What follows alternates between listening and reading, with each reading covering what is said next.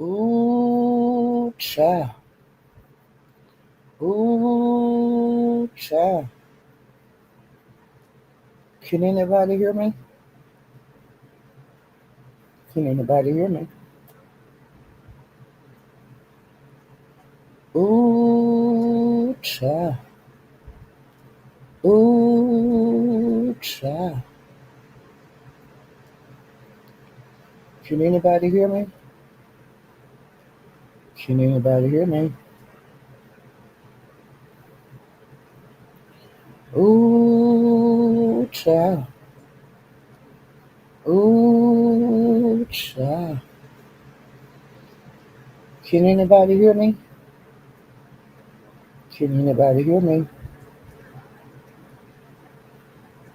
Ooh, child. Ooh, child. Can anybody hear me? Can anybody hear me? Ooh, child. Ooh, child. Can anybody hear me? Hey, Straight Ballin'. Thank you for letting me know that you can hear me. Child.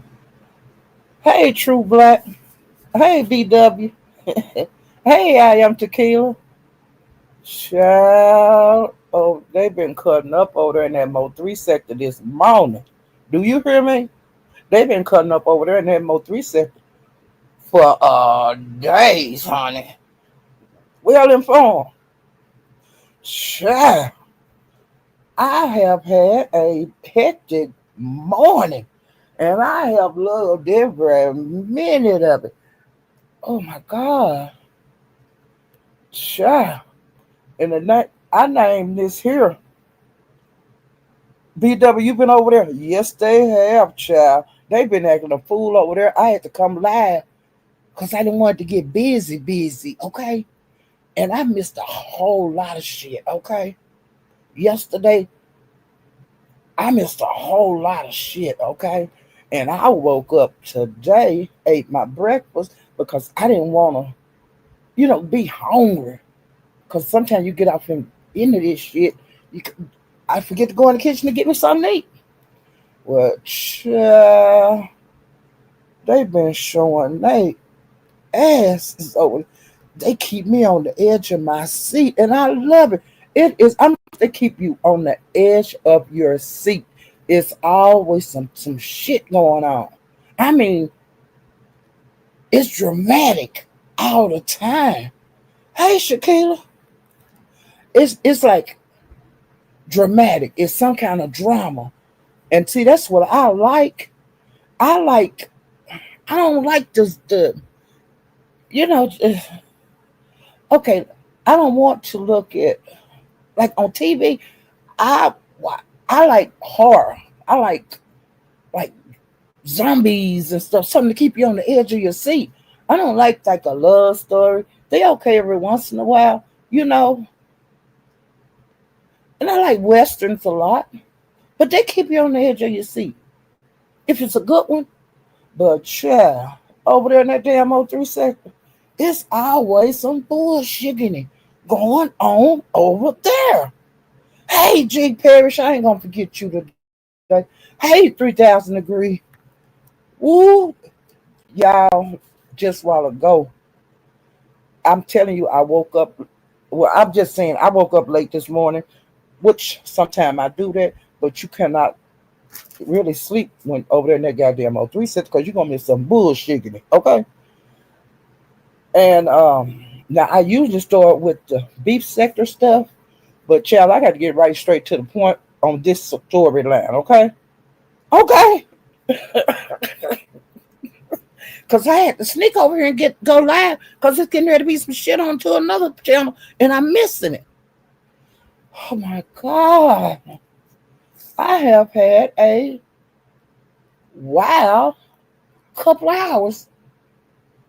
When I woke up and turned YouTube on this morning, just roamed around the beef sector and see what was going on, briefly. And I seen Tracy went live. She lost another channel. but we building that 1,000 back up. Okay. She been doing like shorts and stuff since she got the new channel going. And today when she went live, um, I wasn't there when it was on, but I watched the replay, and she said that she had been over to Lovely Teas, and that's like a content creator, a real big one. That's like in the um, she do stuff on entertainers and stuff mainly. Which she said that Lovely T had on her live about a TikToker that was on live taking their grandchildren to school and ran over somebody and KILLED then. And when the woman was driving, doing her commentary, she heard they was like a boop boop. And her grandkids say, "What was that?" And she had ran over somebody. But when she did the police report to the police, she didn't say she was on TikTok. I don't know what she told them police she did with her calling that person, that man. But child and people, you know how the motherfuckers is on the internet. They gonna call, they gonna send the stuff over to the people, to the police station, and all of that. She should have told the truth, because she's gonna be in a world of trouble. She's not in a world of trouble yet. I'm sure they're investigating it, but child, she asked him for now. She asked him for money for her mental, you know, her mental anguish. But what about the one? But the man that you the vehicle homicide that you committed. Why you ain't telling people to donate to their family and want people to pray for you and give you money and things? Yeah, but yeah, she was in the car driving her grandkids to school, and it was a boop boop, and she was like, "What was that?" The kids were, "Granny, what was that?" Do you hear me? Okay, and the content creator that did that run over the pedestrian, their name, I think it was Lovely T, not Lovely T or something. I tell you what, you can see, go over the trees and see her. She got, in that video she did today, she tell all about it, and she tell you where to go, like to Lovely T. I think it's Lovely Ti. That's where she's seen it at. And like that's a big YouTuber. And Teresa used to be her mod, but Teresa don't even tell her, she don't even mod for her no more, because Teresa keep losing so many channels, and she be saying, she ain't gonna keep putting the lady through modding her up on channel after channel after channel. Just the last time, well, years ago, the last time she got modded was, she just said, I'll be over here, but I don't want to be no mod no more, because I don't want to put you through keep modding me up on different channels. That is, she just said, I don't want to do that. Queen Lakers, have you been over there in that Mo3 sector? They been acting a goddamn fool over there this morning. You hear me? Okay, now, so I did a little bit of the B sector stuff, but now I'm getting ready to get over there back to the Mo3 sector stuff, because I do the B sector first. But I did that little bit, letting y'all know that I'll talk about the B sector a little later. But Hunter Donald Goins and this guy named One Man Band. Now, I told you guys about this, like, when I first started being a content creator. I was saying, it's a guy that came over there to Mysterious channel, and I don't know what DG did. Now, I remember One Man Band, but he had left for like a year, and he came back in January. And when he came back, he hit Mysterious panel, and I was over there, and he said, "Tell GG I'm back in St. Louis, and whenever I see him, I'm gonna kick his ass." And I was saying, "What did damn DG do to him?" Well, the man been threatening DG months and pull up and all that kind of shit. And then the DG will go out there and pull up, and the guy don't even be there. And it's going on over and over and over.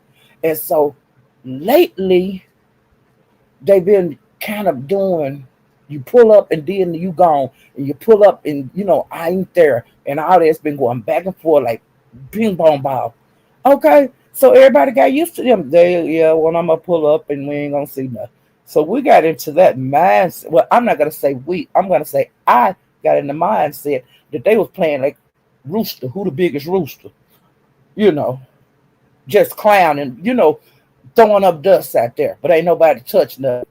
Which yeah, yesterday I started hearing stuff out in the street about DG had pulled up on one man band. Now I didn't think nothing about it, okay? And I kept moving around and I pulled up on one man band and tried to pull him out of his car. And I was saying, what? Well, honey, DG had snuck up on him. He was out, I think he was walking or something, and he seen him in his car parked. And honey, they say he snuck up on him, opened his door, and all of that kind of shit. And was trying to pull him out the car and swinging on him and stuff, and pulled his shoe off and all that kind of shit. Okay. So this morning, when I got there and woke up this morning, I'm just riding around, and like I said, I listen to Tracy and moving around a little bit. And then I say, damn, the captain lied. I seen the notification because I hit my notification to see what was going on, if anything going on out there. And so y'all know I love to go to that ship because the ship is bomb. Well, honey, the captain was live, and he had been live an hour. And I said, damn, I said, I'm late. Let me, get over there. So I clicked in. And so DG was on the panel with the captain. And George was on there. And DG, yeah, he was cool, riding around, and he was showing on his camera that he was riding around. He was just riding around. He said, yeah, see, I'm up here. He been saying for me to come up here. And Gina, allegedly, she had been getting the shit going on, telling DG, you scared because one man band say you ain't going to pull up and do this and do that. So Gina been keeping a lot of shit going. And I'm going to get to her ass later on, okay? But I'm talking about DG right now, child, and one man band. So DG, now he wasn't on his lab, evidently. He was on the captain's lab, okay, on his panel. And one man band allegedly was somewhere else on YouTube talking big ass shit. I'm out here and this nigga ain't kind. I ain't going nowhere. Now they say that's what we're going on another panel, okay? I guess he was on his lab or whatever, and he was talking that big shit allegedly. Okay, and then somebody told the captain to call Gina so she can call one man band and say, "Hey, DG is out there," and he said he's not there. Well, by the time Gina got up there, she couldn't even get nothing really out because DG had spotted him. Okay, and DG pulled up and parked. He said, I ought to block him in. And so he started walking toward one man band, and one man band jumped out like he had a hammer. And he was gonna hammer. That's why I named this video, Woo Child, Stop Hammer Time. Okay? Cause that one man band had a hammer. And DJ said, "Oh, he finna throw it at me and this and that." He said, "Man, you gonna get one swing on with that hammer, and I'm gonna tear your ass up." Okay. So I'm thinking, I said, "Oh, he gonna run up on him with the hammer." He said it in 2300. You put them hammers in here. Honey, stop hammer time. You heard me? And so DG, had got the car, and then the man said, "Hey, he got a gun, and this and that." And another thing the guy had said, Gina said that when she got to talk on the panel, she said, "One man band, he up there, and he got some people with him. They scoping out the scene in case anything go left, honey." And when DG was riding, that's when he seen it, child, and he was gonna block him in. And so Gina got quiet as a mouse, okay? And DG was walking up. I'll just bust his goddamn windows out. And you ain't gonna get but one swing with that hammer, man. I'm gonna tear your ass up. And so the Coors man, the big truck driver, the Coors truck, it was up there because a one man band said he got a gun. Okay. And then one DG, because man was sitting up in the truck, you know how they be doing, and writing their inventory down. You know how they write what they drop off at these different stores. So the man was up there doing his business. He don't know nothing about what these two niggas doing, okay? And DG say, ain't I'm by myself, man. And he turned his camera on to the man. He said, ain't nobody with me, man. He said, I'm by myself and I'm not armed, am I? And the man said, he didn't know what the hell going on. And so then DG pointed the camera back to one man band. And so one man band, he was stepping out the car and this and that, and he jumping back in the car and, doing this and that. Do it yesterday when Donna DG rode up on him and tried to pull him out the car and took his shoes off and shit. I guess DG went back in town, back in the 80s. They used to strip you down, when they would rob you and take your clothes. When them little young guys be at the concerts and stuff. That was happening back in my day when I was going out, okay? Or either when they would rob us like a after hours joint. Sometimes they would make everybody in there take their clothes off. And I'm thank you, Jesus, that never did happen to me because I wouldn't have got over that. Cause I used to hang around a lot of after hours joints, okay? When all the clubs closed and you had to find somewhere to go. And you go over there and they be cooking and shit in there, gambling, prostitution, when you name it, just go on in them kind of places, okay? And I loved every minute of it when I used to go. But I quit going to them because of they had started making everybody strip down, and I was not going to do that. It was not worth to go up there and kick it for a couple of hours. Never got over it, so I told my girlfriend, I can't do this no more. Only time I went in there is with my baby daddy after that, because he's a bad mama jamma, and he ain't going to let me get stripped down naked, okay? He not gonna get robbed. He ain't gonna do none of that. He ain't gonna take nothing from nobody, but ain't nobody gonna take nothing from him. And so I will go with him, because he's a bad mama jamma. He don't play that shit at all. And so I got off point then. And so then, child, oh, he got back in the car and he had the same clothes he had on yesterday when he got jumped, okay? He had the exact same clothes on. And I was saying, damn, he ain't got no change of clothes or nothing. And so then he jumped in the car. And so, DG, you should have blocked him in like you said you were going to do, but I'm glad you didn't because it could have ended really, really bad, okay?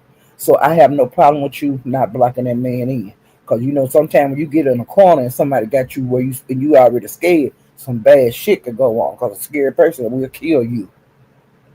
And I ain't saying ill. I'm saying kill because that's what it is, okay? But, then one man band jumped in his car. And he took off. And I said, oh my God, we're going to go on a high-speed chase. But instead, we went on a slow-speed chase like OJ did that time. But we was going slower than OJ. If you know what I mean. Back in the day when OJ had all them California police behind him and his friend Al, and they were just riding real slow. That's how we was going. But we was going slower today with one man band. And DG girl, child, he was making it really, really make your heart pump. Because he was saying, yeah, because he had turned his camera off. And he was saying, yeah, I'm right behind you, nigga. And what like that? And I'm going to cut you out and I'm going to do this. And the captain said, man, turn the camera on. Let's so we can see. So we turned the camera on. And child, we was going in parking lots. We was doing U-turn. And I was saying, oh my God. And we would go down the street and we was getting in traffic light because I was scared DG was going to jump out the car at a stoplight because at that stoplight, it was a big bus, like a city bus. And the guy had to stop at the stoplight and then you couldn't move over because there was a big ass bus over there. And DJ would say, I ought to just jump out, which I'm glad he didn't. He said he showed a big old brick he had picked up back there when he first found him. Because since I guess DJ said, well, bitch, you got a hammer, I'm going to have a brick. But I remember DG said back there when they was at this place when he rode up on, I ought to bust his windows out. And so you got to have something to be able to bust a window out. And I didn't know he had no goddamn brick. Child, I'm surprised he didn't throw that brick, child. And so then we was still going on while the light changed, turned green. And so then we was going on. And we was going on Slow Street Chase. And we was going in parking lots and doing the U-turns and going back out on the street, the main street. And we was doing that. And then DG, the one man being put in a driveway, and he was, doing another one of them little circle things. And DG seen the police in that parking lot because the police told him, hey, y'all move on, don't come back through here. Hey, red vines and popcorn, Miss Paulette. I'm loving how you telling this story. But child, y'all, the captain said he gonna leave that video up. It's on Twitch and it's on YouTube. I shared it when it was live. But I didn't know all that bullshitting that was going on. Child. So then DG just pulled out because he didn't want to be bothered with the police. I don't blame him. You already showed the man scared of you. And you let him go. You know what I'm saying? You prove your point. And one man band, you can't say nothing about want to pull up on DG, honey. Because like I said, in January, when you brought your black ass back to YouTube after you had been off about a year, the first thing you did was call DG out. And you've been calling that man out ever since. And the man that drove down on you 2 days in a row. He pulled your shoes off yesterday. Okay? And it's on video.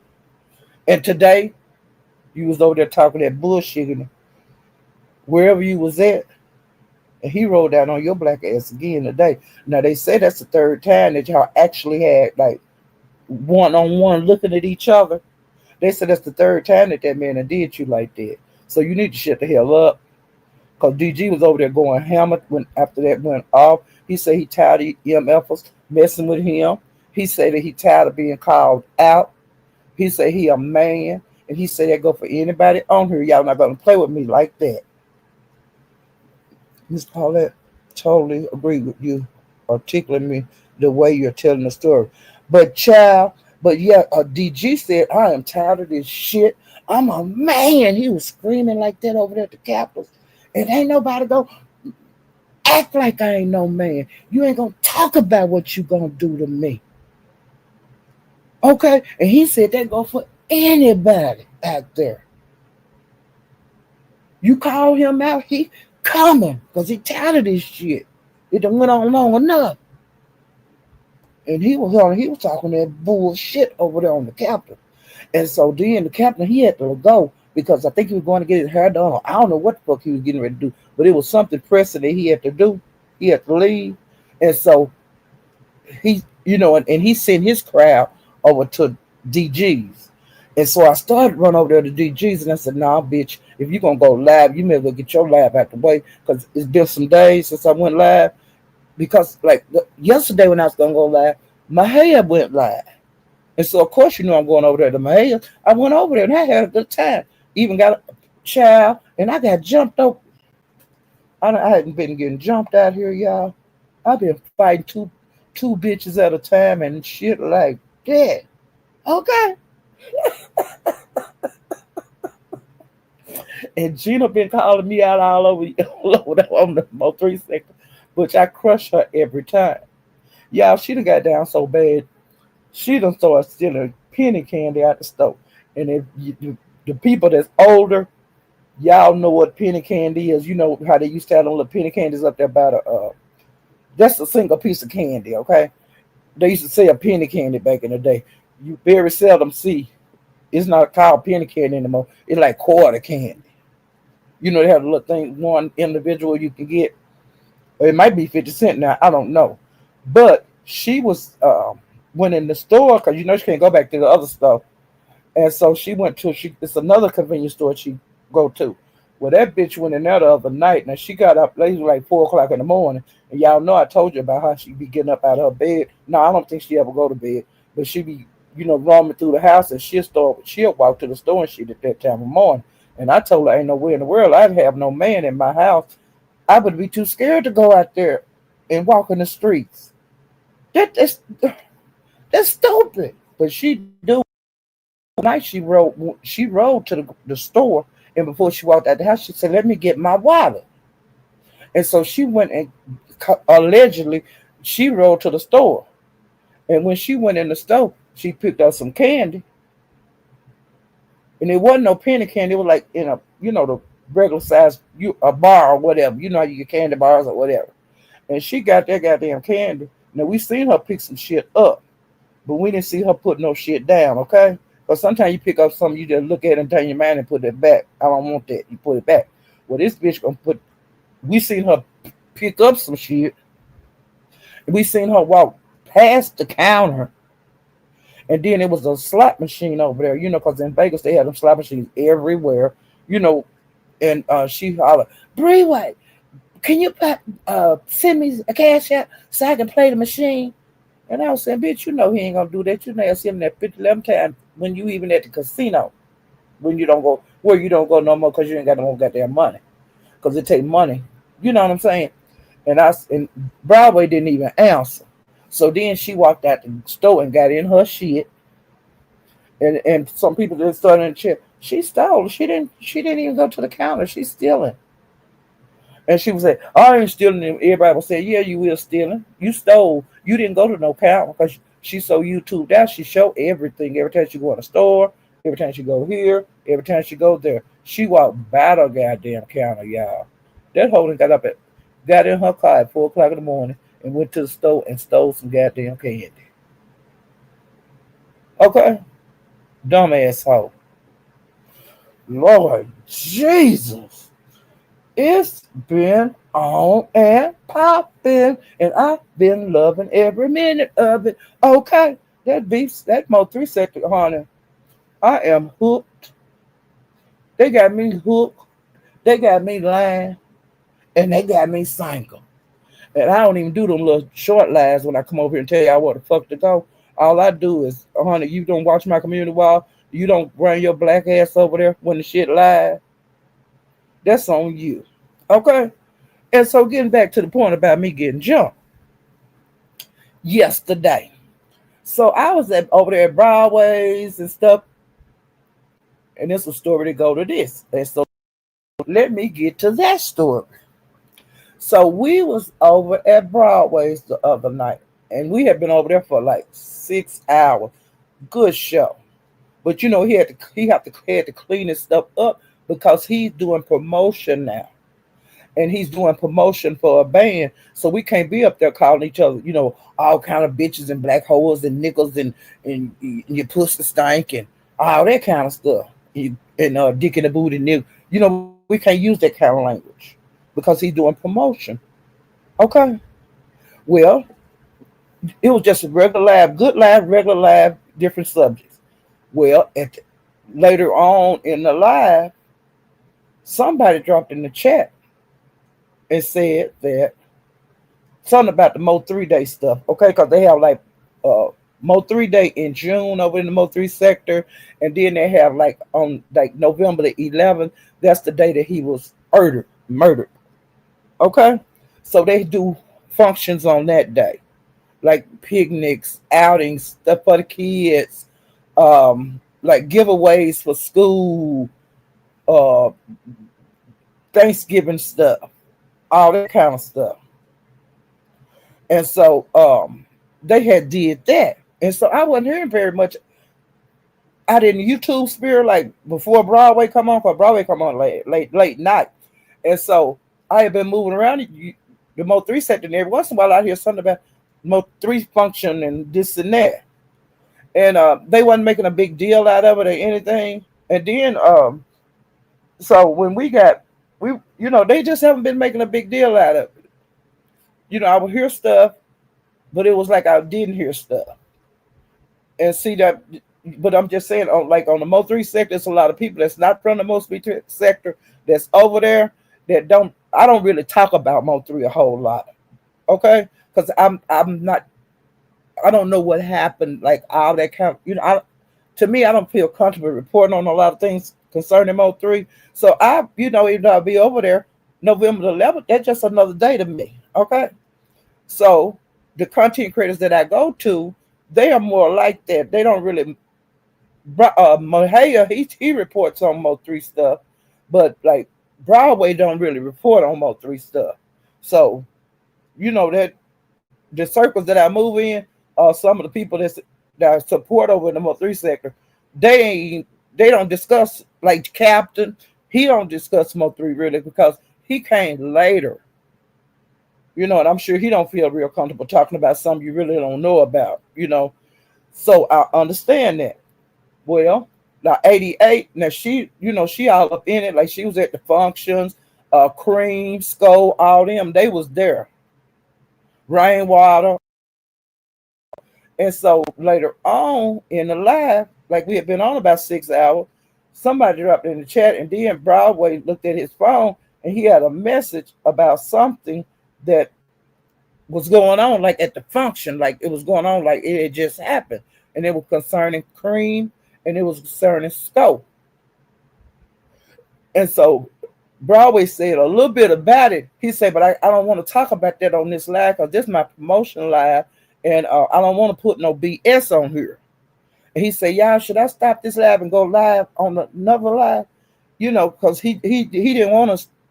He didn't want to stop the live, but he did because he didn't want to mix that with the promotion stuff. Okay, and I understand that totally. Business is business. Well, everybody in the chat, we was all putting, go stop this live and start over. Start over.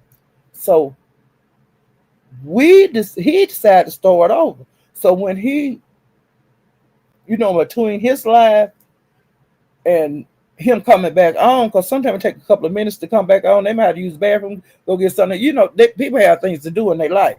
So it took him a couple of minutes to come back on. And so like what I did when he went off, now this is me personally. I said, let me run my ass in here to use the bathroom. Let me do this here. Let me go in the kitchen to get some treats. Let me go, I was doing stuff like that. And then I glanced around YouTube a little bit and I seen he had come back on Twitch. So of course I was there, went over there. So when he was talking about the video that he got of Skull checking Cream at the outing, because they had a big party and they was karaoke, popping bottles, all that kind of stuff. They was having a grand old time. Okay, now that's what we heard later, that they was at this gathering at a bar, and Skull walked up to Cream table and told her, "Hey, you need to come up out of here. Don't make me spaz out on your ass in here. Don't make me spaz out on these MFs in here. And what you got all these niggas up in your face for? You look, I ain't spazzing out. You didn't go to work yesterday, and you got to go to work in the morning. Now, y'all, it's already morning, okay? So in so many words, he was saying, you need to get to stepping. And you know what? Now, some people that turn on and some people that turn off. Now, I'm a person, it turns me on, okay? I'm just going to be serious because I have been in that position when you be out having a good old time with your girlfriends and your man come in and you don't really see him come in. Or if you see him come in, when he turn his back, you be looking at the other guys. Or either they come over to you be talking to them and stuff and know you messing up, but you doing it on the sly and get caught. You know what I'm saying? And then your man come and say, hey, you need to come up. Hey, this time to put you all up in these niggas' face. What the hell your face for? You need to get your purse and let's get the hell up out of here. Okay? And I done been like that. You like to be choked. No, I didn't say no choke out. I'm saying how your man can come to that table when you out with your girlfriend and say, hey, you need to come on. And what it is, because you so fine, okay? And them niggas be looking at you and the picture and they go with you. Okay? Because you got your real pretty, pretty stuff on, your real pretty, pretty clothes and shoes on. Okay, and your hair pretty. I done been there. And sometimes I act a fool a little bit. I ain't going nowhere, you know. And I ain't doing nothing but having fun. And what you in here for? You was supposed to be over there, you know. And hey, I told you let's go. And I said, okay, you make me sick. Okay, I'm coming. And then you get in the car, you pout, and they be saying, I don't know why you be doing me like this. You be coming out here, and well, you know exactly what you're doing to me, and why you had all them niggas up in your face. Why come you didn't tell them you have a man? Okay, why you didn't tell them? I can't even go to the bar and get your ass a drink. As soon as I need to tape here, come these niggas over here. Okay, I done been there, and sometimes I argue back and forth before we go to bed. You know, and sometimes I don't. Sometimes it get heated. It depends on how drunk I am. If I want to raise hell until I go to sleep drunk, fall asleep. No, that ain't no domestic violence behavior. That's you, my woman, and I'm tired of these niggas up on you behavior. Men don't appreciate that. Do you appreciate? Is it any women out here that do y'all appreciate when them floozies come up to your man at the club and they all up and you know what these bitches up to? Well, men feel the same way about it. Okay, men feel the same because you gonna go up and check your nigga. Why you got this bitch up in your face? Why every time I look up this hole in your face? Oh, so y'all ain't never did that before? Well, y'all must have a nigga that ain't nobody never wanted. Okay? Because I have been there. My man be saying, it's time to go. Do you want me to act a goddamn fool in here? Come on, let's go to the car. Let's go home. And I do that. It's time to go. Okay? You have to tell your girl, I can't talk to you now. I got love to get. When my baby called, I jump to it. That's what Aretha Franklin used to say. Okay. When my baby, hey, I holler at you girls later. I ain't lose my man fucking with you, hoe. You know what I'm saying? I got a man. They ain't got no man. Okay. I gotta go. Well, that screen was in that position. Okay. I understand. Well, honey, when Broadway, this is when Broadway went back. We got to see the interaction. And I told y'all what he said. The man said. Now, before he could start the video, my husband would have let nobody be in his face. And I'm with you. When he said move, I move. It's time to go. If I'm your main woman and you my man, if I say it's time to go, it's time to go. It ain't nothing to talk about. And if he says it's time to go, it's time to go. That's part of your relationship. I gotta go.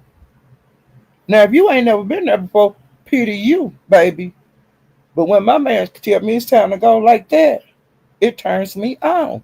And it ain't got nothing to do with no goddamn domestic violence. It's got to do with these niggas in here don't know you, my woman, and they all up in your face. And I'm gonna stop this before it can go any further with the flirtatious behavior. Okay, because I don't appreciate no hoe being up in my man face. Okay, because I be watching all you hoes. Okay, I be watching all you hoes when me and my man out. Because bitches and niggas is slick. Okay, and the very bitch you ain't watching is the very one that's gonna try to get your man. And I tell you a little secret, young ladies.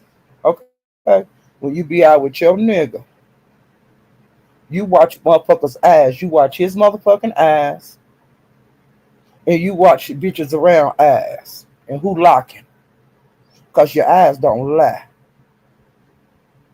Your eyes gonna keep going to this attractive person. Okay? Okay?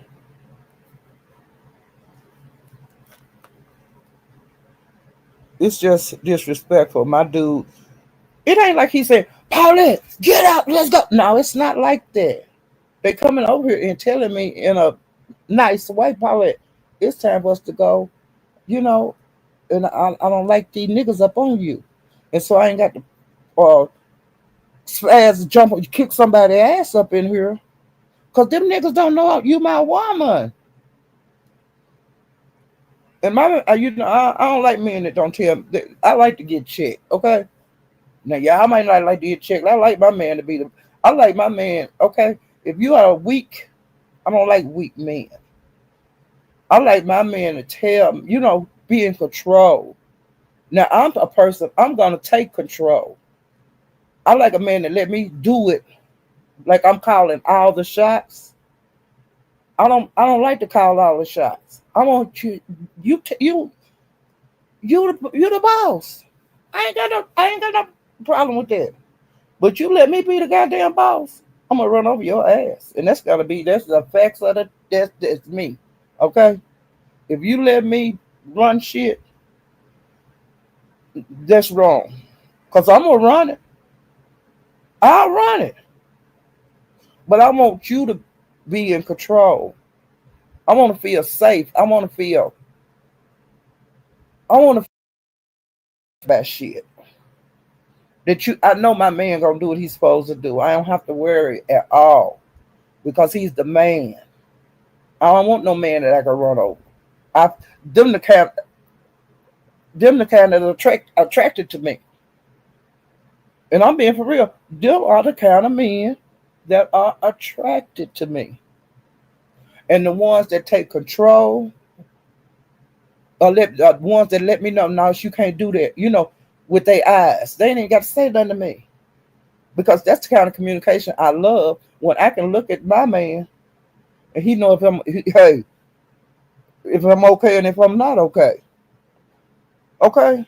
He know, hey, if I look at him a certain way, hey, you doing something that's totally out of line. And I like my man to be like that with me. Where it's not even need to be said. Okay? I want my man to be in control. Because like I said, if I'm in control, buddy, you don't want that. Period. You do not want that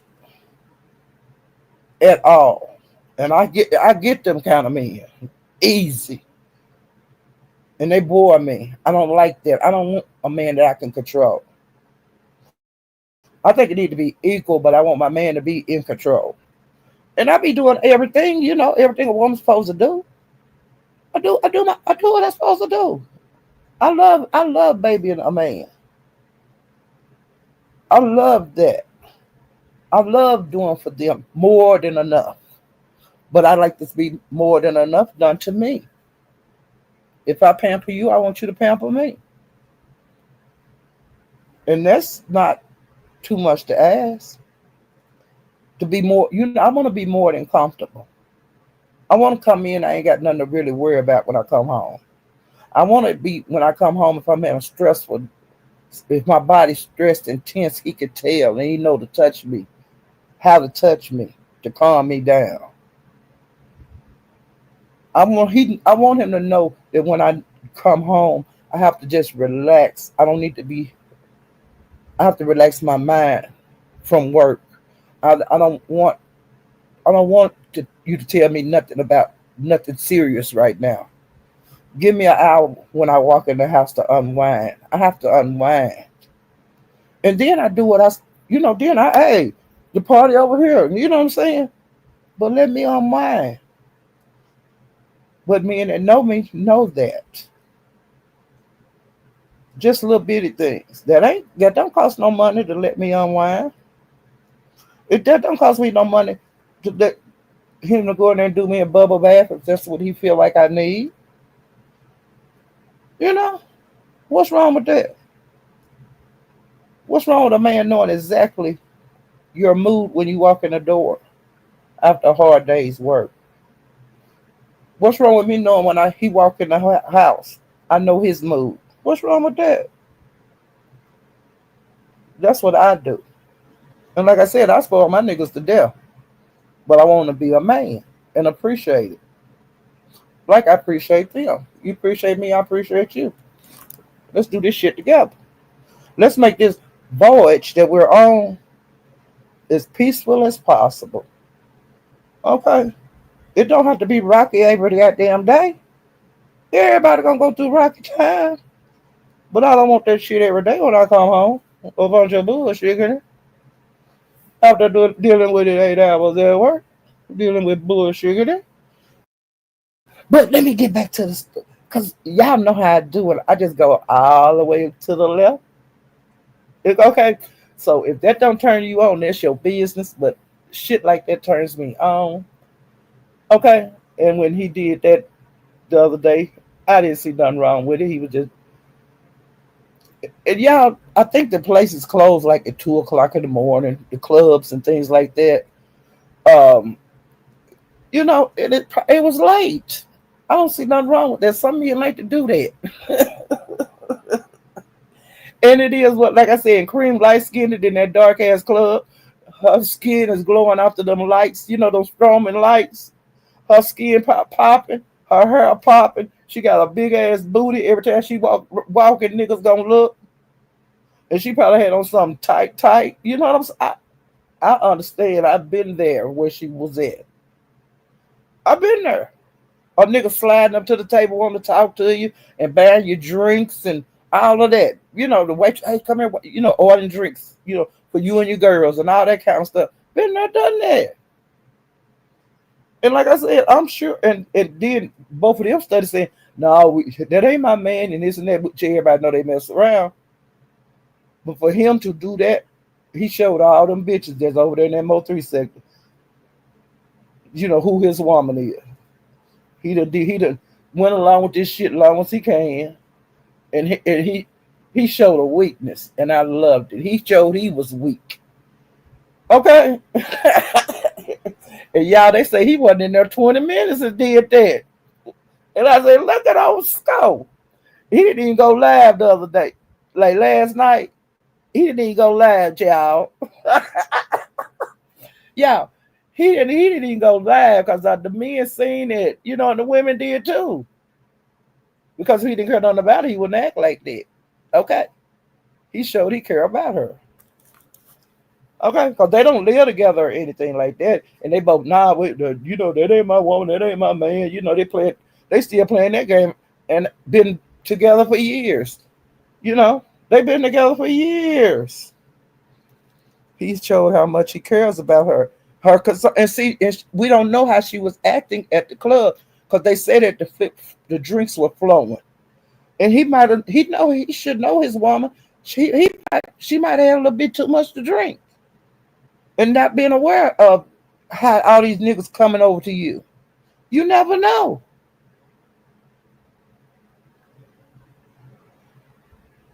Hey, they say they ain't together. Why he walking up to the table saying it's time for you to get up out of here. And I'm telling all these niggas up in your face because he said that. Okay. And she pulled the video down, but it was somebody, people caught it. Because she was at the club having a good time with her friend. And he came in later, child. And when he came in there, whatever he seen, he didn't like. Well, child, when we was over there at Broadway's, child. So everybody in the chat, we over there because we want to see what the hell happened, okay? Because we kind of know a little bit, but we don't actually know it, and it's on video. Okay, so Broadway taking his time, make sure all the people come back in and all of that. And so we up on the edge of our seats waiting for him to, will you shut the hell up and play the video? But I know exactly what he was doing. He was giving everybody time to come in there. Okay, well, when he was talking about that, doing a little commentary on it, a Bubba jumped on the panel. And she was saying, did nothing happen? And I was there. And that didn't, ain't nothing happen. And everybody in the chat say, we know something happened because the reason Broadway stopped that other live and brought it over here, because it's on video. Whatever happened between Skull and Cream. And so she, oh no, nothing happened. And we had a good time, and we did the karaoke, and nothing happen. And everybody in the chat like, and I was there, and that screamed my girl, and did nothing happen. And I'm in the chat, and other people in the chat, girl, you need to come up, you need to come out down here in the damn chat. You need to quit running your mouth so much. Stop talking. And she started talking. And we was just down there listening to the crazy motherfucker. And finally, he come in. He was a little late getting in there. So when he come up in there, he said, "Man, I don't think I ought to show this because I don't want Sko to be mad at me, man. And should I show? Should I? I don't think I should show it." But which Jackie was the one supposed to be going to show it, but some kind of way it got twisted up in our journey to the new life. And so then no man, I don't think I need to show it. I don't want people looking at Sko in a bad light. And this and that and that and this. And we was in the chat saying, show it. And then Broadway said, okay, man, you ain't got to show it. It ain't no problem. Let me call Jackie. Okay. He said, let me call Jackie. Ain't no big deal. And well, man, I guess I'll go on and play it. And child, when he turned that damn video on, that's what we see. And above you sitting up there looking like a goddamn fool, which you should have stayed in the goddamn chat and blase this and blase that and blase this. So that I let SD, he wound up on the panel. So then, I just had sit there as long as I could with this bullshit. So I hit the link and I say, because Creeman was in the chat by then. And so I say, well, Creeman, I understand. I say, but, sometimes your girlfriends need to stay back and let you handle your own business. And I say, and Bubba, that's how people get hurt. Because you up here saying didn't nothing happen. And then we see what happened. And Sko, we don't know what the fuck he gonna think about it. Because you up here saying nothing happened. And blase this and blase that. And so then SD, he jumped in it. Me and him don't care each other. And, so I haven't been saying nothing to him lately. So and plus I was talking to Broadway. I've been talking to a Bubba. Okay. And so then he jumped in it and tell me to shut my old ass up, you old bitch and all that kind of shit. And so you know what the hell I did? I jumped all over his head, okay? I jumped all over his head. Me and him was going back and forth. And then, because he had the first word, so I'm going to get the last word, okay? I don't care if we argued for 3 days. You had the first word. You did the first swing. Now we fight, and you going to shut the fuck up.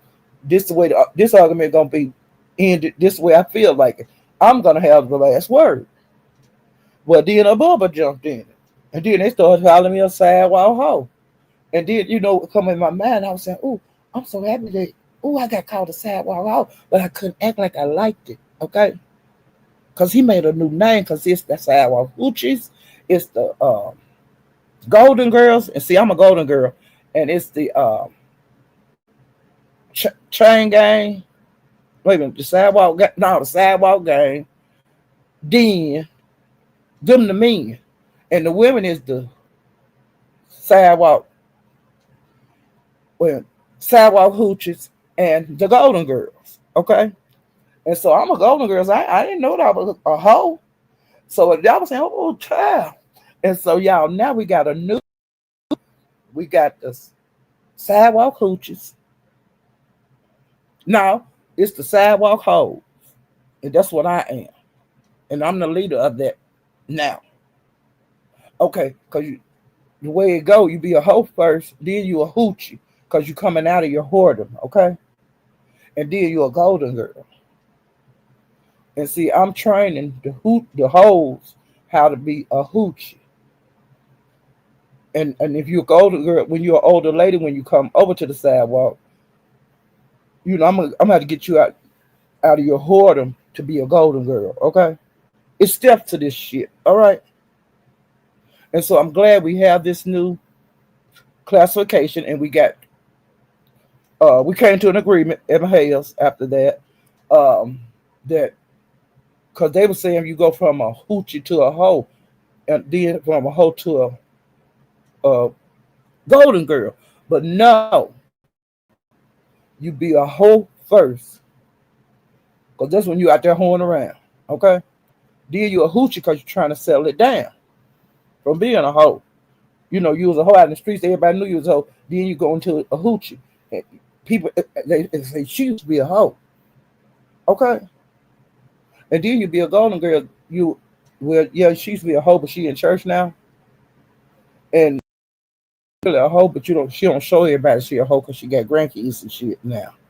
And you can't be no hoe out in the street. So it's steps to it. Okay, and another thing, if you're not in the sidewalk, you don't really have to worry about it. Okay, you don't have to even worry about the stages and all of that. But if you trying to be on the sidewalk, you know, we already know you're a hoe when you first come. We're gonna be you consider a hoe.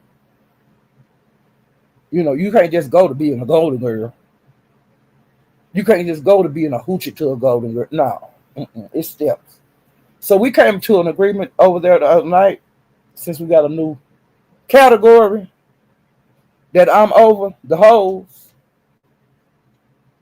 Yeah, you're a hoochie right now, Sassy, because you've been over there a long time. And like I said, the category hoe was not invented till the other night. So the girls that's the hoochies, y'all okay, y'all ain't gonna be no hoes, okay? But anybody new that come to the sidewalk to scale game, you gotta start out on the bottom, and the bottom is a hoe. Okay? We ain't gonna build you up thinking you ain't no hoe when you come over there. You are a hoe. Anybody that come over there, you gotta start somewhere. And I'm over you when you come over there because you're gonna be a hoe. And I'm gonna try to get you to a hoochie. Okay? And I'm gonna try to get you to be a golden girl. Okay? Because you got to be, if you're a hoe and a golden girl, you can't let everybody, these new little young girls, you can't let them know you're a hoe still. You can't do that. I ain't telling you not to be no hoe, but you can't be you just can't be wide open hoe. We don't need to know nothing about you hoe. Okay? It's a system to this. Okay? And you say, I don't want to be a hoochie no more. Well, you big on a girl. Okay?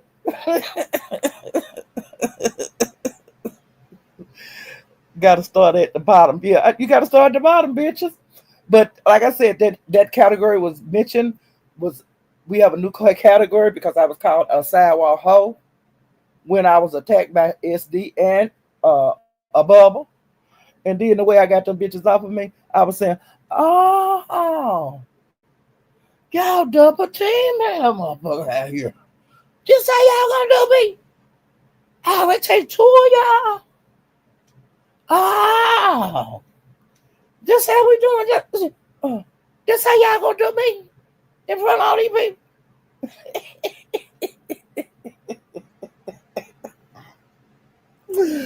Woo, child.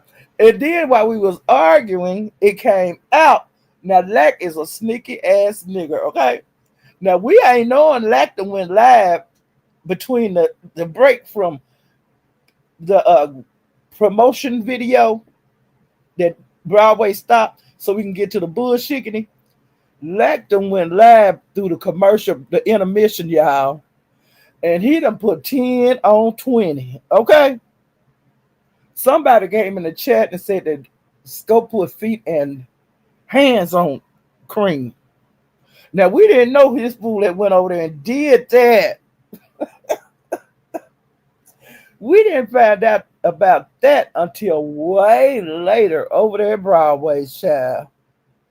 So when a bubble come over there was talking that shit that she was talking about, did nothing happen and all that, it's because she had went over to Lex on the intermission. He went live and said that bullshit went on over there. We didn't know nothing about that.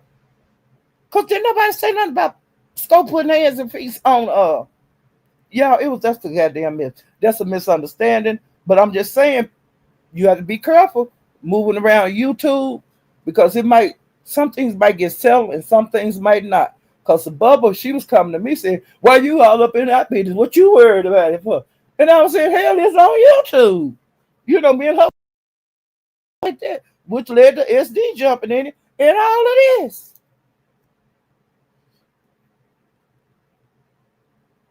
But a bubble, like I said, you was wrong because, like I said, you did not know we was gonna meet up and watch this video about what happened at the function when um when Sko approached Cream about them niggas up in her face, and Broad showed it several times, and then it got out that the table was clear that he knocked all the drinks off the table. It didn't happen. And then they would say, no, Skoda took her phone. And so Cream was in the chat. She was saying, no, he didn't take my phone. I was live. And when it started going, we was doing what we were doing, me and him, I turned my phone off. Okay? And it wasn't no table clearing or drinks. It wasn't none of that. I just turned my video off.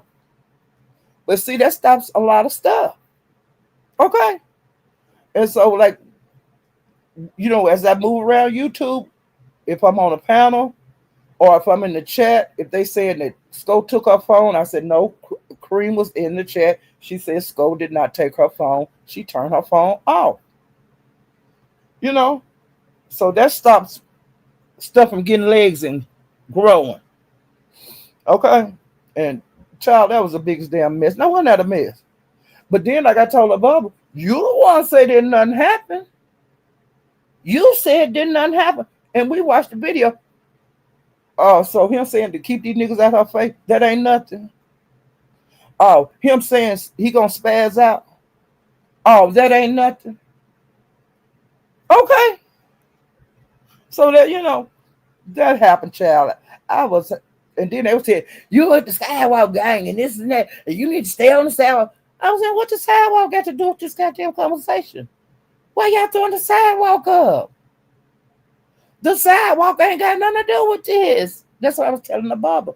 And SD the first one that said it, and then she jumped on it. Yeah, you over there in the sidewalk. And I was saying, yeah, I'll be over the sidewalk, but that ain't got nothing to do with Cream them. We ain't talking about no sidewalk. Shit, it was the biggest damn mess, and I loved every minute of it. Okay? I loved every minute of it. I loved it. Now, what I'm going to do now, I'm getting ready to go to the B sector commentary. Okay? Because I'm going to go back to the Mo 3 sector because, hell, I didn't talk about nothing but DG. Which, shout out to DG. You stood on that shit. Okay? You got tired of that shit, and you put your foot down today, and I loved every minute of it. Okay? He was like, I'm tired of these niggas messing with me. And they go for all of you, alphas. And to me, I'm gonna tell you this here. That turned my ass on too. I'm just gonna be for real. It ain't like I like him like that sexually, but to me, I like seeing a man stand up for himself. And I've seen this man stalk him all over the Mo 3 sector, calling him out constantly. And it's been going on ever since January. And DG put a stop to that shit today. And that kind of turned me on, but not like sexually or nothing, but it showed, this man stood up and I'm sick of this. Okay? And he did that. And DJ, you turn me on, okay? I love that shit, okay? Now, I ain't trying to go at you or nothing like that, but I'm telling you, I love seeing a man stand up for himself. And didn't nobody get hurt. Didn't nobody get cut up. Didn't nobody get no bullets in their body. That was a man standing up for himself, and I loved it. Okay? I loved it. I don't give a damn. And like I said, I didn't go over to DG's. I'm gonna go watch that shit later on. And if he's still alive when I get off of here, I'm going my ass right over there, okay? And I'm gonna be trolling these damn streets and see what else I see her honey, because, honey, that shit, I'm so happy I seen that today. I'm so glad. Ooh, I'm so glad. Because I would have missed that live. I would have been sick. I would have been sick, honey. Because, honey, DG was doing one of them. I have a dream. That kind of speech. Okay. It looked like he was just, and he was talking. I could just see him stumping the ground saying, I'm tired of this shit. I'm tired of these. You know what I'm saying? And I'm a man. I'm a black man. He was talking like that. And I was saying, God damn, DJ. Okay. He did an I have a dream. Okay. That's all I can say about it. Okay, DG, you did the damn thing. Shout out, DG.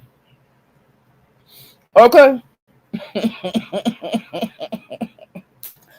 I loved it, y'all. Okay, so let me go up. What a man. What? Oh, man. Yeah, what a man. What a man. What a man. Good man. Shit.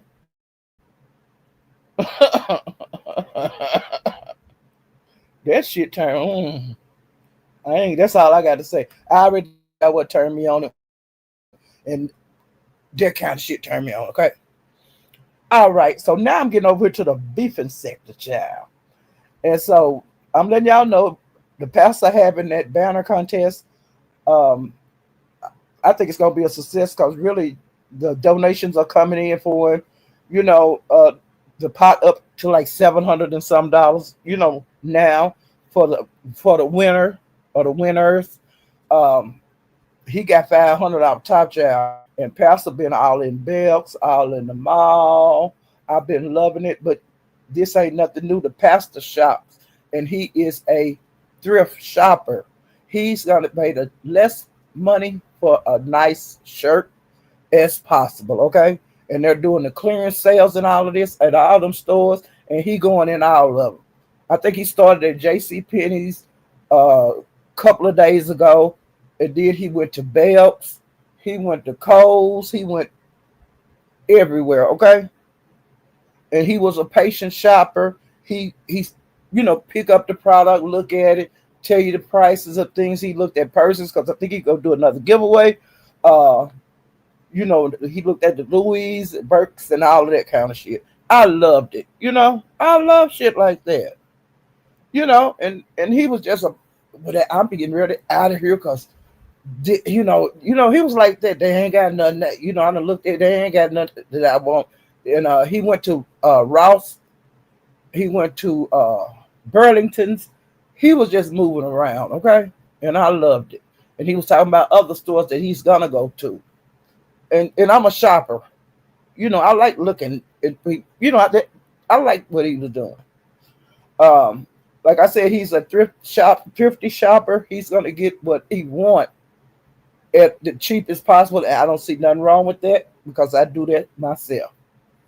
Now, sometimes I pay the whole price for something, but if it's any kind of way that I can get it at the cheapest, a good quality, piece of clothing or sheet, bedding, just different things. Why pay top dollar when I can wait a little bit? I can keep watching that price drop, and that's what I do, especially on stuff that I want that's a high quality product, but I really can't. This is not in my budget to pay this price, even though I love this. I'm gonna keep watching it drop. Okay, I'm gonna keep just watching it drop. Be patient, and hopefully they don't run out. And I do stuff like that on, the really pricey products that I like. Um, so I can understand how he shot because I've been with him throughout the years, and I've done this with him. This ain't his first time taking us to the shopping. Sometimes he go cologne shopping. Sometimes he go shopping for stuff for his face, facial stuff, lotions for his bodies. Sometimes he going for shirts. Sometimes he going for slacks, you know. And sometimes he just going because they got a sale, and that's what he's doing right now. He's stocking up on things that he, like shirts for his lives and stuff. I understand what he's doing, and I'm sure he's looking for outfits like to wear over to holidays, look picking up pieces for his holiday wear, you know. I understand what he's doing because I've seen him do it too many times. Okay, and so we've been doing that, and people that's not used to him doing this, what he do every year, um, they thinking that he using like the pot money to do these things, but he just doing season. To me, he's seasonal shopping, and he show himself doing this every year. But people that's not used to seeing it, they're saying he's using the money. I think the pot is like the raisins right now is like I think it's 1,200 or something like that. Seven something is going for the pot, and he keep like the rest. You know. So and I'm just saying he being honest. It ain't no scheming or nothing like that, unless we got to at least wait to January 1st when the contest is, and if it ain't no $750 given out, we know he took the goddamn money. But the way he's showing, and Miss Regina is keeping up with the amount that's raised, and he announces it what the pot is as it's really growing. So by January 1st, I tell him how much money that's gonna be in that pot. Okay, it might be a couple of grand in there. We don't know. We ain't there yet. We don't know what the future is. And the rather lives do donate to him. You know, if they ain't got no problem with it, I ain't. Well, I'm gonna talk about it. Like I talked about his them blessed towels he gave away that time. He anointed them with prayer and all of that. A lot of people didn't like him doing it. If that's what floated his boat, that's what floated his boat. But at least you got a towel out of it. Okay, that's old B sector child. Well, uh, allegedly, Lemon is supposed to go to court. I think on the 15th or something like that. Okay.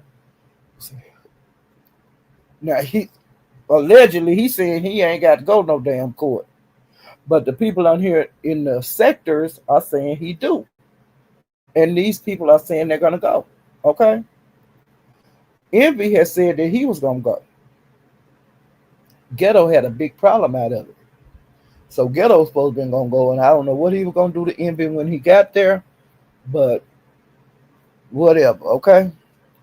But people are acting like this is something new of people going to court.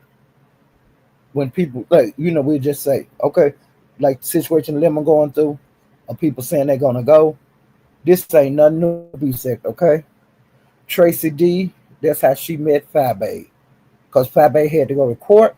Tracy D took her ass down there and introduced herself to Fabe, and that's how they became friends, but later they fell out.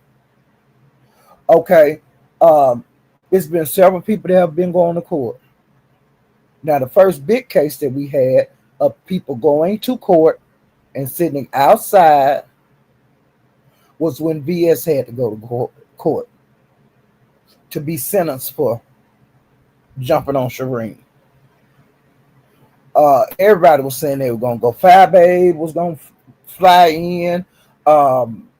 Hattie Fly was going to fly in. And several other people. It was a talk of beef sector, okay?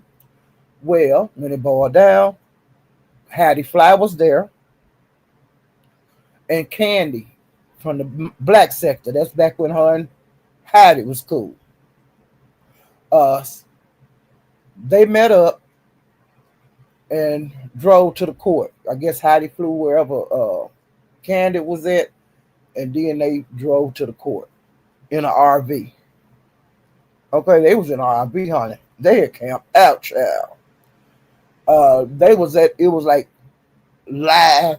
They, we're live from the courtroom as soon as the sentence was. Hattie come out and was talking about it. So if people are there when them and go to court, so what? They done it before. Ain't no since nobody getting mad. It is what it is. When MU and Kiki went to court, Kiki flew in. Her and Snoop hooked up. Snoop went to court. It shit happened. This ain't nothing new. It's new to the new people, but to the people that's been here in the B set, it ain't nothing new. People have been in the courtroom, like when Rob Reck went to the court, when him and Tracy went through their thing. It was a woman that's in his town that went to court, and when court was over, she would give us the updates on every time he went to court. Okay.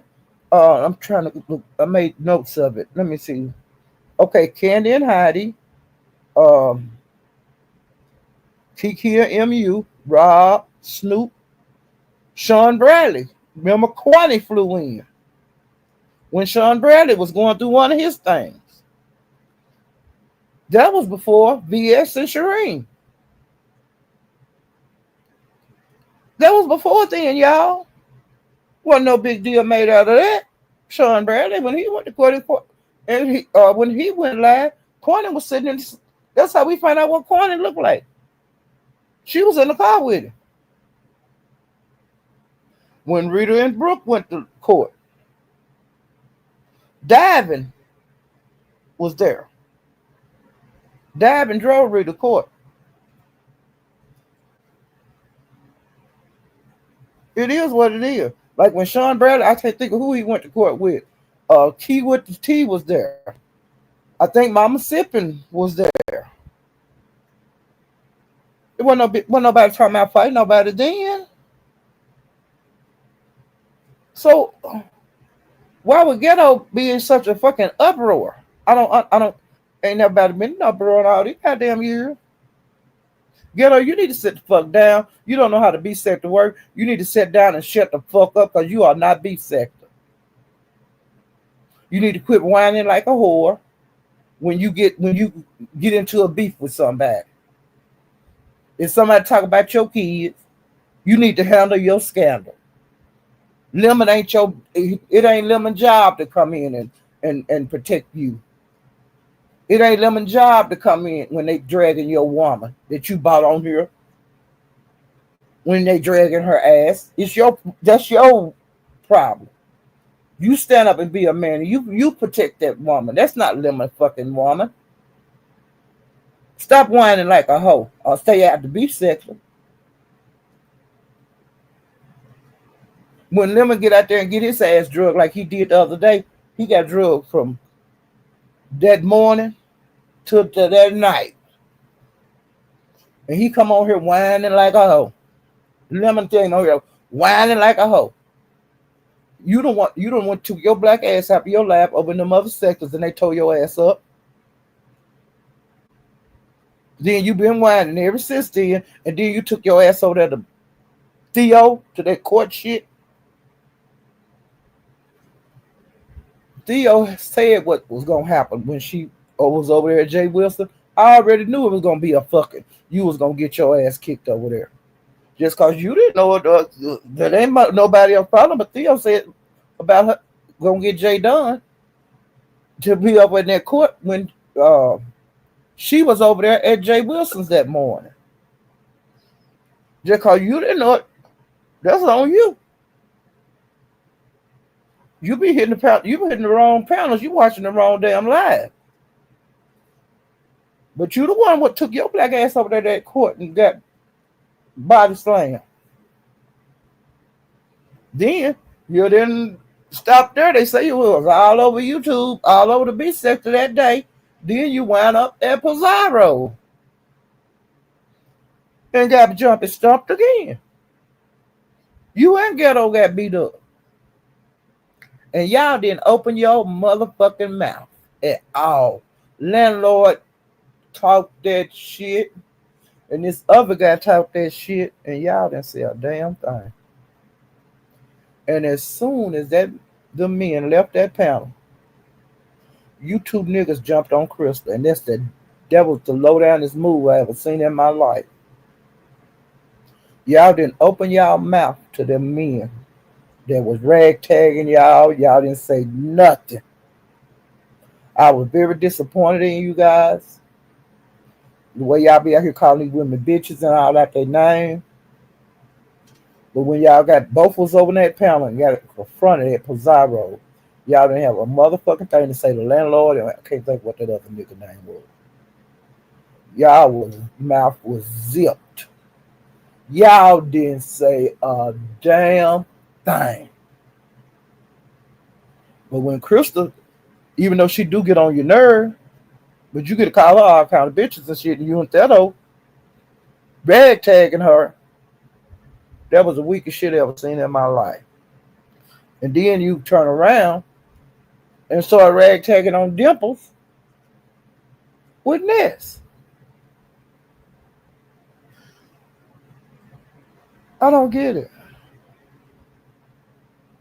It's ridiculous. Ness done drug you from sea to China Sea ever since y'all went to that Vegas trip that you can't quit talking about. And then she done drug you and called you all kind of faggots, punks, uh, dick in the booty niggas, and every damn thing derogatory you can think of. Bitch ass nigga. And you gonna jump on Dimples with Ness.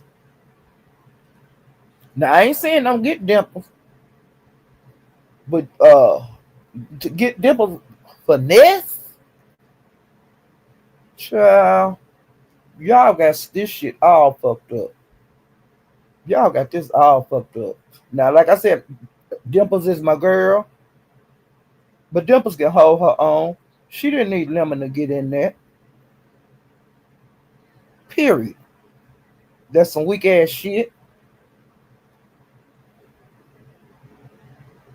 You know, and if you got a goddamn problem with it, unmod me. I don't give a fuck. Because I'm tired of a bunch of shit over there, okay?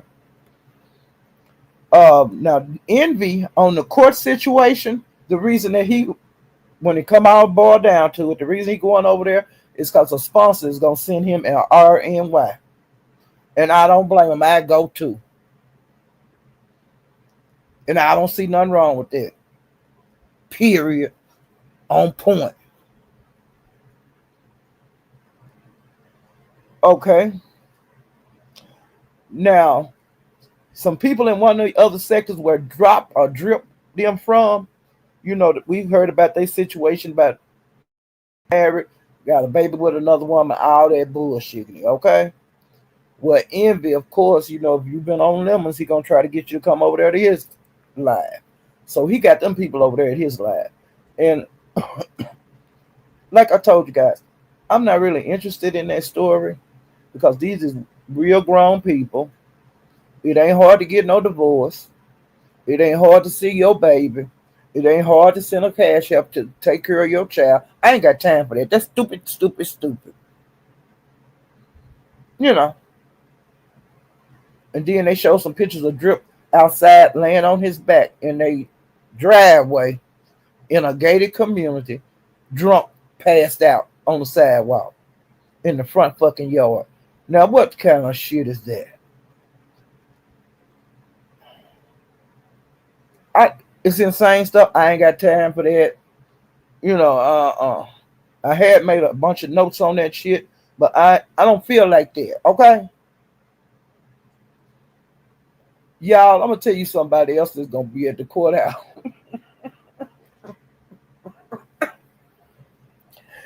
When this person said they were gonna be there, I passed out. Do you hear me? Rob Reck will also be there reporting.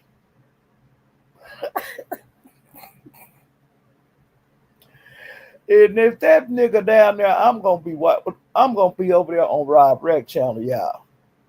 Cause I want to see if Rob Reck gonna fuck around and wind up getting locked up. I want to see if Rob Reck gonna get locked up, y'all. But Rob Reck say he gonna be live over there at the courthouse, okay? Like I said, I'm not gonna discuss that. I ain't gonna discuss that bullshit with all them people from that other sector. I'm not really interested. I don't know them folks.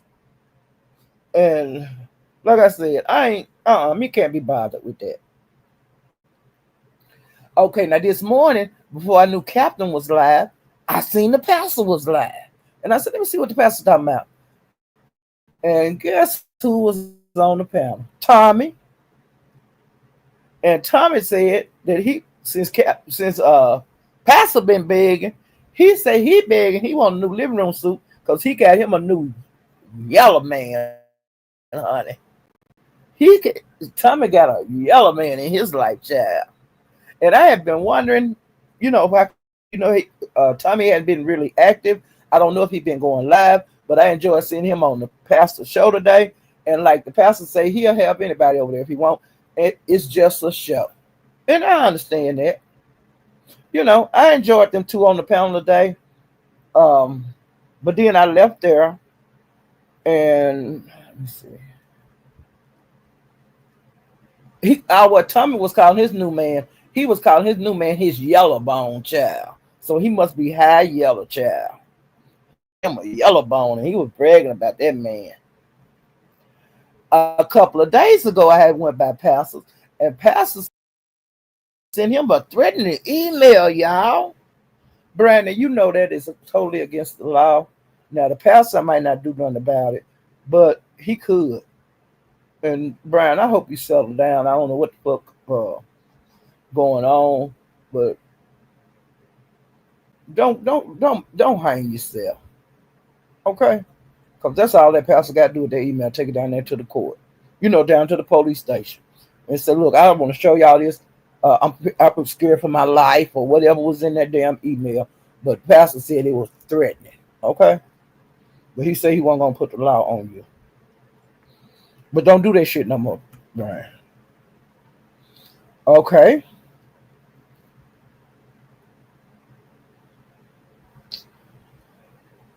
All right. I seen Rodney had went live the other day. Um, Audio was into it with Vic and Ken. They were talking. Vic was saying who Mama buy him a car and all this kind of stuff, and your mama's boy. Well, Vic, my mama, she did that. We all got cars, when we got graduated high school. So I don't know what the problem is because my brother, they got cars and motorcycles and everything. I never got a motorcycle for my own. I was such a tomboy. I would just take their keys and tear their shit up. They motorcycles. Okay, that's how I learned. Okay, but I don't know why y'all thought that was such a weird thing. Some parents do that for their kids, and it is what it is. Um, so to me, that wasn't no drag, But audio, honey, don't let them worry about. If you want to stay with your mom forever, stay. Limited audio, if y'all want to stay with y'all mom forever, do that. And from what I understand, audio parents have like maybe a farm with animals and stuff, so they need help with that. Because like, look, I was raised farming, so I know they want you close. If not in the same house, they want you close so you'll be available to go out there and harvest the crops, and if you got to feed the chickens or feed the cows or horses, you help is nothing. The if you doing shit like that to help your parents, ain't nothing wrong with that.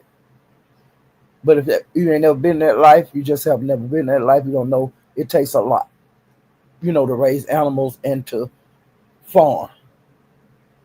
And you can't get enough help doing that kind of shit. So I don't get what the drag is. That's because people ain't used to it. They don't know nothing about that life. Okay? And like I said, I heard that got a farm or something um, with, it take help when you got a farm. Because I was raised like that. I was raised with chickens and hogs and killing chicken. Like you have killing days and all of that. Then you got the you got to gut the hogs, you got the cows, hang the meat, cut the meat. You got to do all that shit. You got to break the meat down, put it in the store, in the smoke places. You got that. It's a process, and it's not like one day shit. But I know how that life is. I lived it. Like this shutdown they had, that shit didn't bother me. I don't know how to tell young people what to do. I know what to tell the young people to go get to survive. That's why we got land, our own. We know what to do. This ain't the shut down, it was never effective in my life and the people that's in my family life because we know what to do. Okay, we can tell the young folks, which they know what to do in my family because they was raised like that. They was raised going out there feeding the animals. They was raised going out there planting crops. Know how to fertilize your crop. Know how to prepare the house to get ready to get the crops out the field and what to do with the crop. We know that. We teach them from toddlers.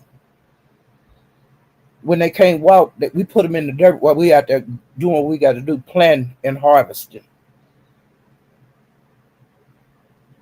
When they start toddling around, pick them peas. Pick that tomato right there. That red tomato.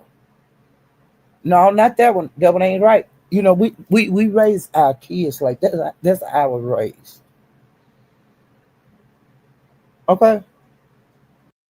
We show them how to raise a little chick up to a big rooster or a big chicken.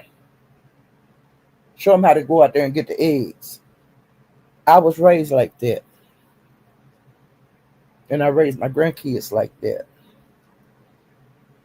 And I will be raising my great child like that. I was raised like that. So, like I said, whatever go on ain't gonna affect me because I know how to survive. I know how to survive without lights. Because as a child, I was at my great grandmother's house. She wasn't used to no electricity, so she did cooked on us wood stove year round, used candles and lanterns. I know about how that is. We go back to it. I know what to do. I got lanterns in there now, and the oil. Like if we go off the grid and this shit get knocked down, we got the solution in there. You know, I ain't got to run to the store to do none of that shit because I got the shit here. I was raised like that. Okay, so it ain't gonna be comfortable, but as far as surviving, ain't no problem. Like I said, I got ain't no ain't no meals gonna get missed. Ain't no meals gonna get missed. I got plenty of anything I need. I ain't got to run to the store with the crowd. No, never. You know, I got all of us. We know what to do. You know, and my kids and grand, they gonna be comfortable. Like I said, they go off the grid, the lights go away, internet, the lights that you see with TVs and shit go away. I know what to do, and I got what I need. It's packed down, but I got it. I can go to it right now and put my hand on it. My lanterns, you know, all that shit. It's a lot of that stuff is in the bottom of my cabinet cabinet, but most of it is boxed down. But like immediate, what I have to do immediate for lights, I can go in there to the china cabinet and pull it out from the bottom and the oil to go in it.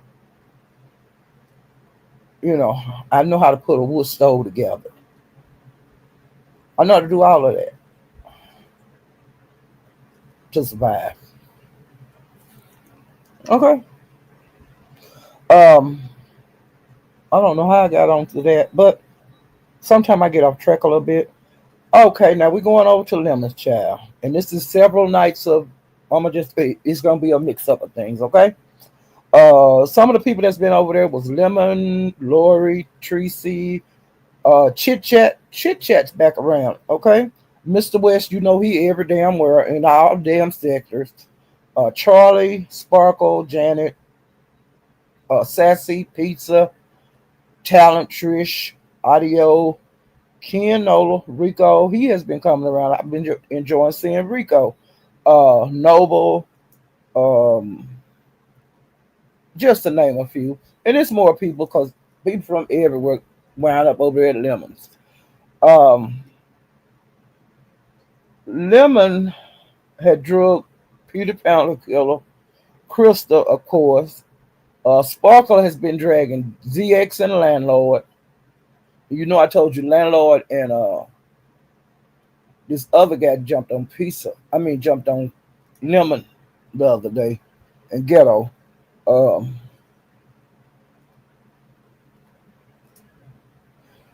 uh, Dimples had got on the panel and said that ZX want her and Dimples. And when Sparkles got it, because you know she do them drive-bys, and she did one of them drive-bys and said that you know, she drove the hell out of ZX and Landlord, and she said that ZX want her and Dimples, and I passed out, child. And she was calling Mr. West Daddy West, y'all, and I was hollering. Okay, Janet was into it with Tracy. She was saying Tracy is a man, but Janet Hunnit, I can't think of it's down in my notes later on, but when I was over there at Envy's the other night, they said something about you over there. And they said that when they went to your channel, the people that's in whatever place that Drip is from, they were saying that their introduction to you, that you had hung around at somebody's panel, and then they all went to your live. And they say when they went to your live, the way they got to see you, Janet, they say you was sitting up there with some real coochie cutters on, and your pussy fell out of it. Okay, so them had to be some awful coochie colors that you had on, child. But they said the lips of your coochie come out your show. Now that's what they said. That's what they said. That's what they said. Now, child, and I fell out. Okay. Now that was over at Envy's the other night when they was doing that shit about that other sector with Drip down. I don't. I don't want to talk about them. I don't. They get. I don't get it. Why all these men, the older women running after this drunk ass man. What the big deal? And one of them had a baby with him. Drip, you need to quit. You need to. I don't like you. You too old for that. And it ain't cute. I don't like you. I don't like them women either. So, you know, that's why I said fuck away from y'all. I ain't interested in y'all story. Cause y'all sound like y'all ain't nothing. Y'all too old for that. Y'all ain't got y'all shit together at all. Okay. Lemon, he was said that he could beat up Vic and Shakim. And he said he could beat y'all ass at the same time, y'all. Shakim and Vic. Y'all, let me tell you what happened yesterday. I went over to Sanadas. Sincere. And y'all know I don't speak. It's some people I don't speak to. If you're a person I've been into it with, or if you told me not to speak to you, you know, if I've been fighting with you out in the YouTube, you know, YouTube sphere, I don't. It's some people I don't speak to. Well, Shakim has been a person I haven't spoke to in a whole long time. You stay in your lane, I stay in my lane. You know, I don't even say nothing to him in the chat no more. I used to, I don't. Well, yesterday over there site Sincere, he spoke to me and it was a nice speak and I spoke back. So I'll start speaking to Shakim. Shakim, don't you start no shit with me now. You stay in your lane, I'm staying in my lane, I'm gonna speak to you in the chats, okay? Since you spoke. Okay, but we ain't cool. We still up and stuck. You know, you want to jump, I'm going to jump. Okay? But like I said, that's all I got to say about that. But since he spoke for I speak, okay? And Noble, the same thing go for you. You be coming over here and shit, I'm gonna speak to your ass too. Okay, Noble? Because I see Noble have dropped down. Damn, hi, child. Let me speak to some people. Hey, Tracy. Your landlord is an idiot. But I don't, you know, I done been into it with him before. I don't fuck with him, you know. He got come at me about you, which a lot of different people have come to me just because I'm cool with Tracy. I'm used to it. It's been going on for years. Okay. Hey, Mahaya, I'll let him know, child. that I got called a hoe because I was over there on the sidewalk, and I told them that we have a new category, and I'm over the whores. I let them know that. Okay, Maya.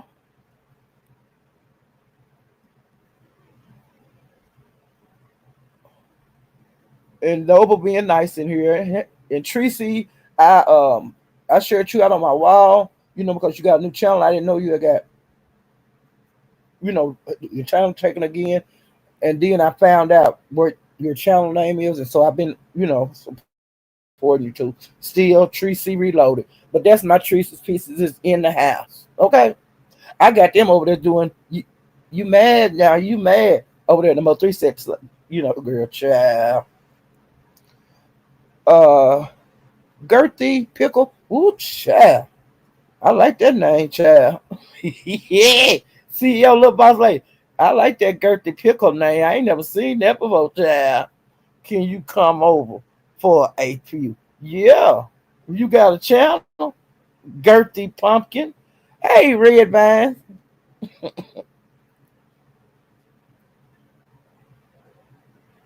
I'm just saying, Red Vines, they have done it before on the court situation. Like I said, nothing new in the beef sector. Been there, done that. We've done it since the beginning of time. It is what it is. Hey, Emmanuel. Hey, watching from Chuck Cloud 9. You can be what you want to be on Cloud 9. Hey, to Slay. Hey, Sassy Pants. Sassy, like I said, you missed uh, being a whore because you are a hoochie. Okay, and so I just wanted to make sure that. Hey, I'm so Houston. Hey, Trina.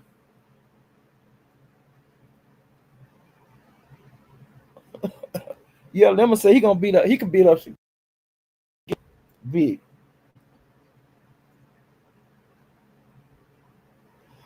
And Trina say, Miss Paulette, you sound like you are at least 60. Who hoeing? Well, like Trina, I have the right to remain silent. Anything I say can be used against me. Okay, so I'm gonna remain silent. Okay. Hey, Tony G.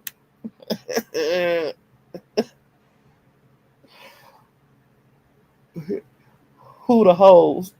Trina, I have the right to remain silent now. Ooh, child.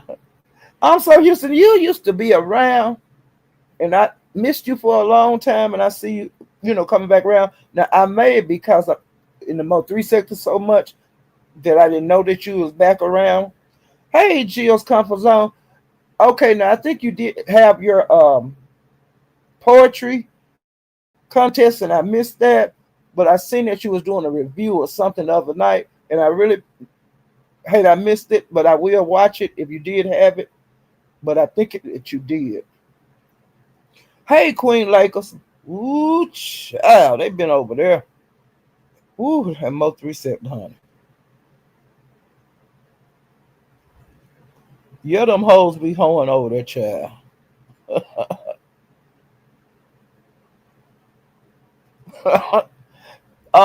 Sassy, the Golden Girls will let you know when you're a Golden Girl, but you're not one right now.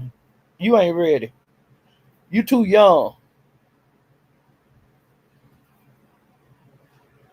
You know, if you got to ask, you're not nowhere near no Golden Girl, Sassy.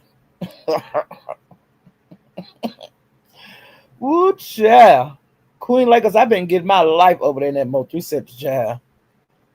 And that, I'm telling you, this morning, I was on the edge of my seat over there with Donald Goins, child. Hey, well informed, honey, Donald Goins, honey, he put his foot down. He sure did. He put his damn foot down.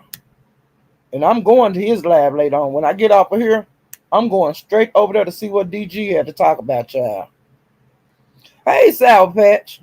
Child, I love it over there. Hey, 2300 Jackson Street is always home. 123, Hunter be over there talking that shit too. I don't know who them people she be talking about. He showed how much he cares about her concern. I think this. I think that he was concerned maybe because you might have been drinking too much. Because they say that the men were really shooting the drink stuff and like at that function. Um, I don't think he really meant no harm. I think that he might have had to be stern with her. And like I said, I about my man come and say, hey, it's time to go. I've been there. Hey, third ward, you dropping gems. Oh, how women can keep satisfied their man. Yeah, I put the man first. My man. I'm gonna listen to him, and like I said, I know how far to go. If I'm in a relationship, I know how far to go. Okay, I know how I can push these little buttons. Okay, I don't do be no horn or nothing like that. I'm just saying I know how to push these buttons. I know what to do and what not to do. Hey, Alona. Yeah, I know what to do and what not to do.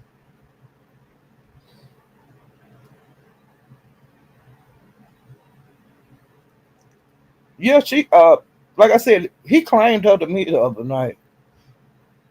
He got caught. He got emotional. Hey,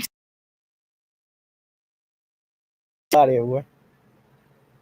No man can't ain't cut like that.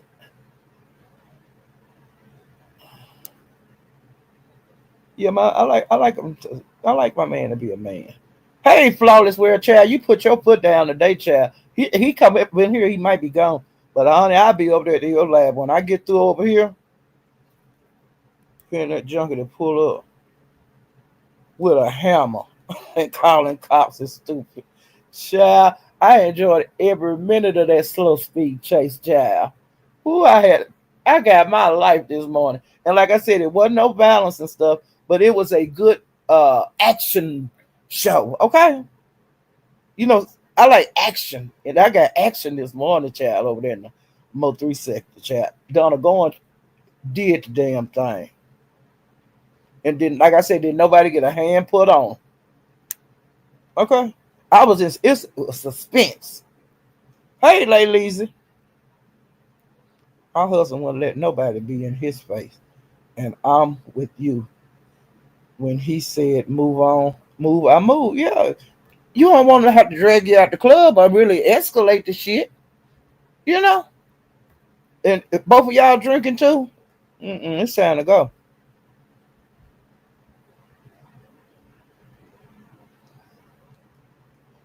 He said he would pass out. And he said, I didn't give you permission. Like, what? Child. He was just, he was in his feelings. I think he was in his feelings. Like I said, he showed that he showed he like her. You know, he did because he wouldn't have no business saying that. Nothing about no niggas up in her face. But you worrying about niggas? If you ain't my man, what you worrying about niggas up in my face? I'm out here looking cute too. You gotta get out of my face. Okay. And now, in the word on the street, child, they saying that we didn't leave right then, and I ain't want to hear that shit. I know she got her ass at that club. Okay. I know she left there. And she can say she sit around and all that. No, she did not. That man eat it like that. She didn't do that. She got her ass and went home.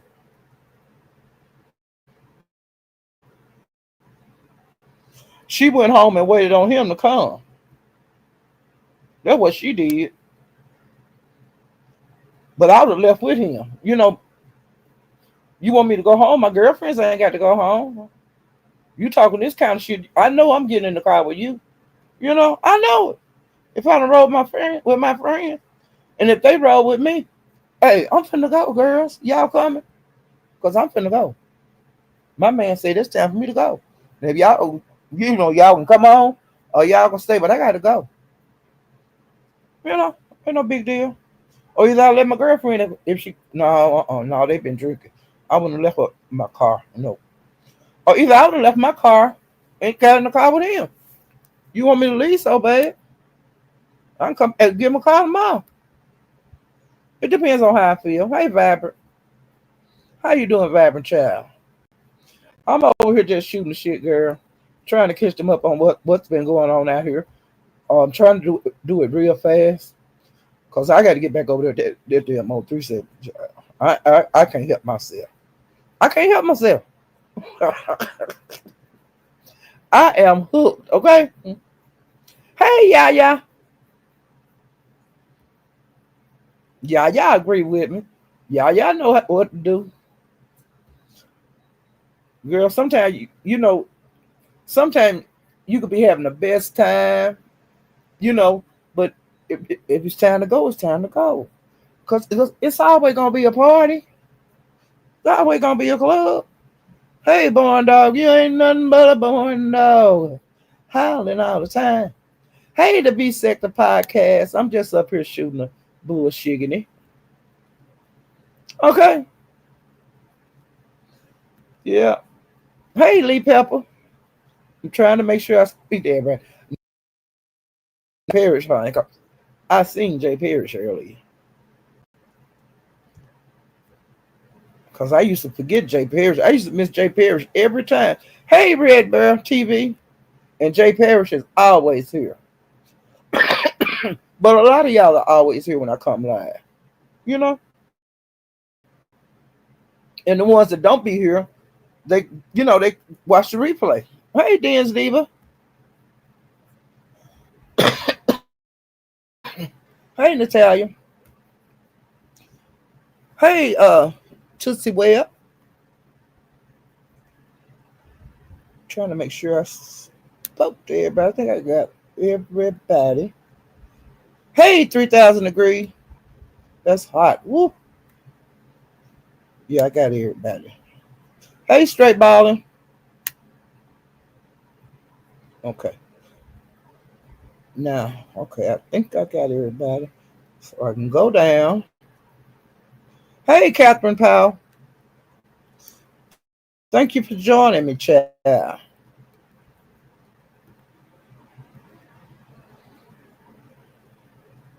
Child, they think the pastor using the pot money to shop, but I was telling him no, because the pastor shot. He shot. Seasonal. Hey, pretty chocolate girl. Hey, SGT, Arms, Texas. Hey, keep them pressed. Super.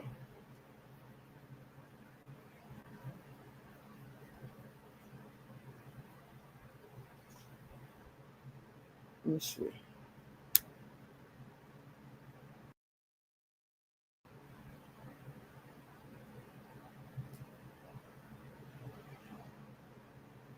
Okay, he didn't put his foot down.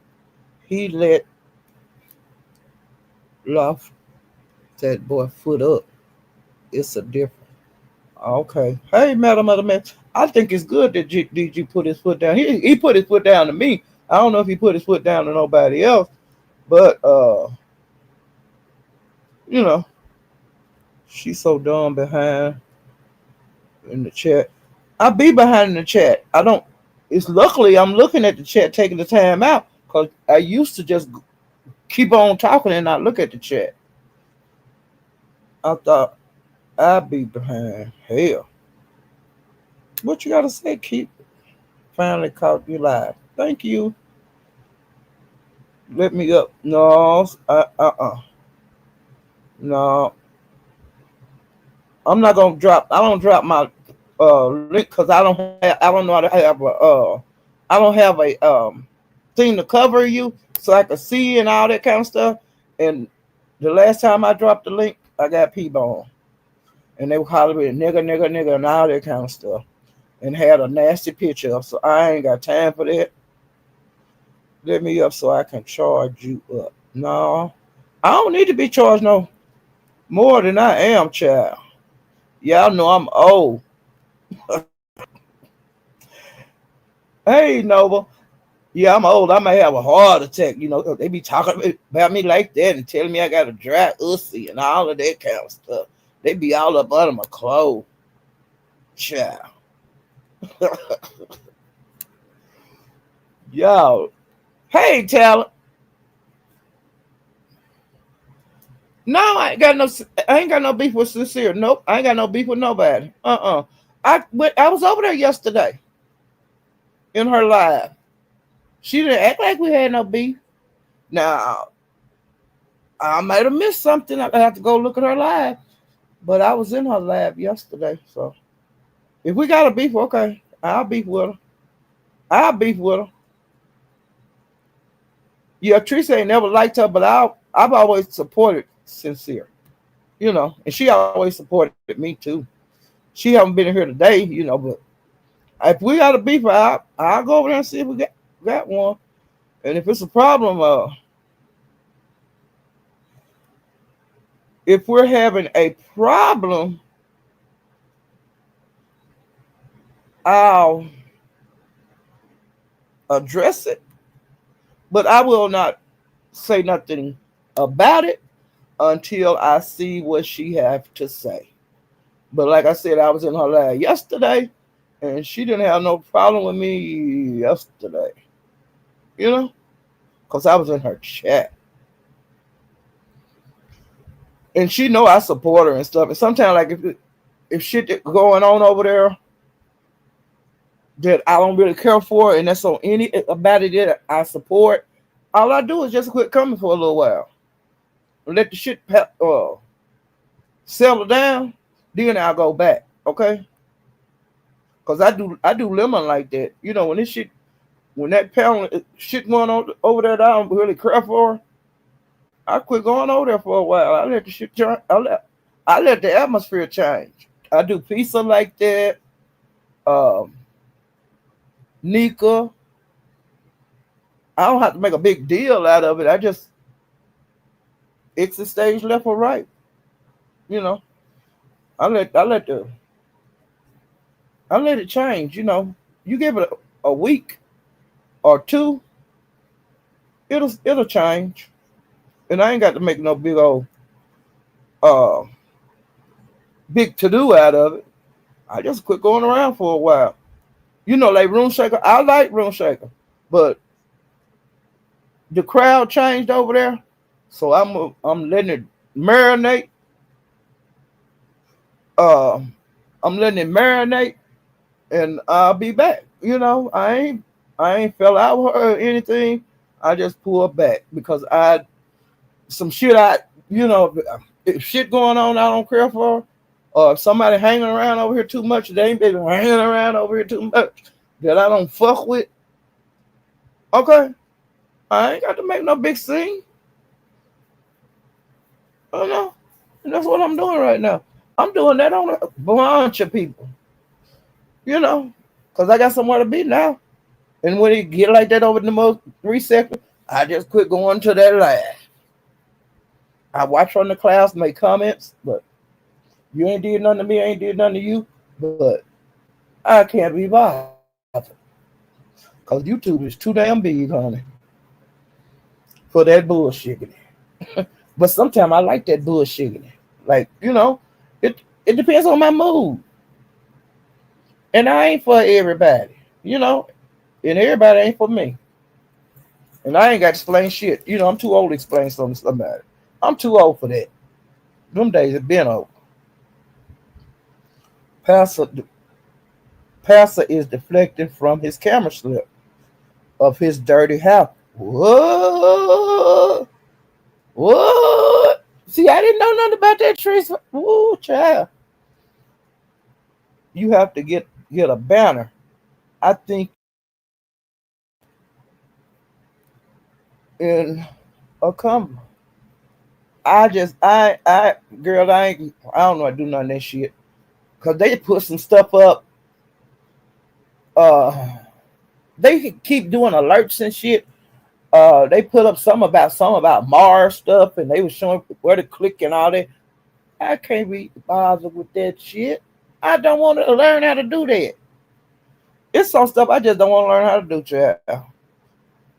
Um, if I want to learn how to do a banner, now when I first started going live, I told my granddaughter to help me, and so she told me to pick out some pictures and stuff. I did that, but then it didn't never come up again. Go to San Antonio and help Porter Wilson clean up that the Augusta house. That's a foul house. Talent, I didn't see that. I didn't know nothing about it. So Teresa just put that in here.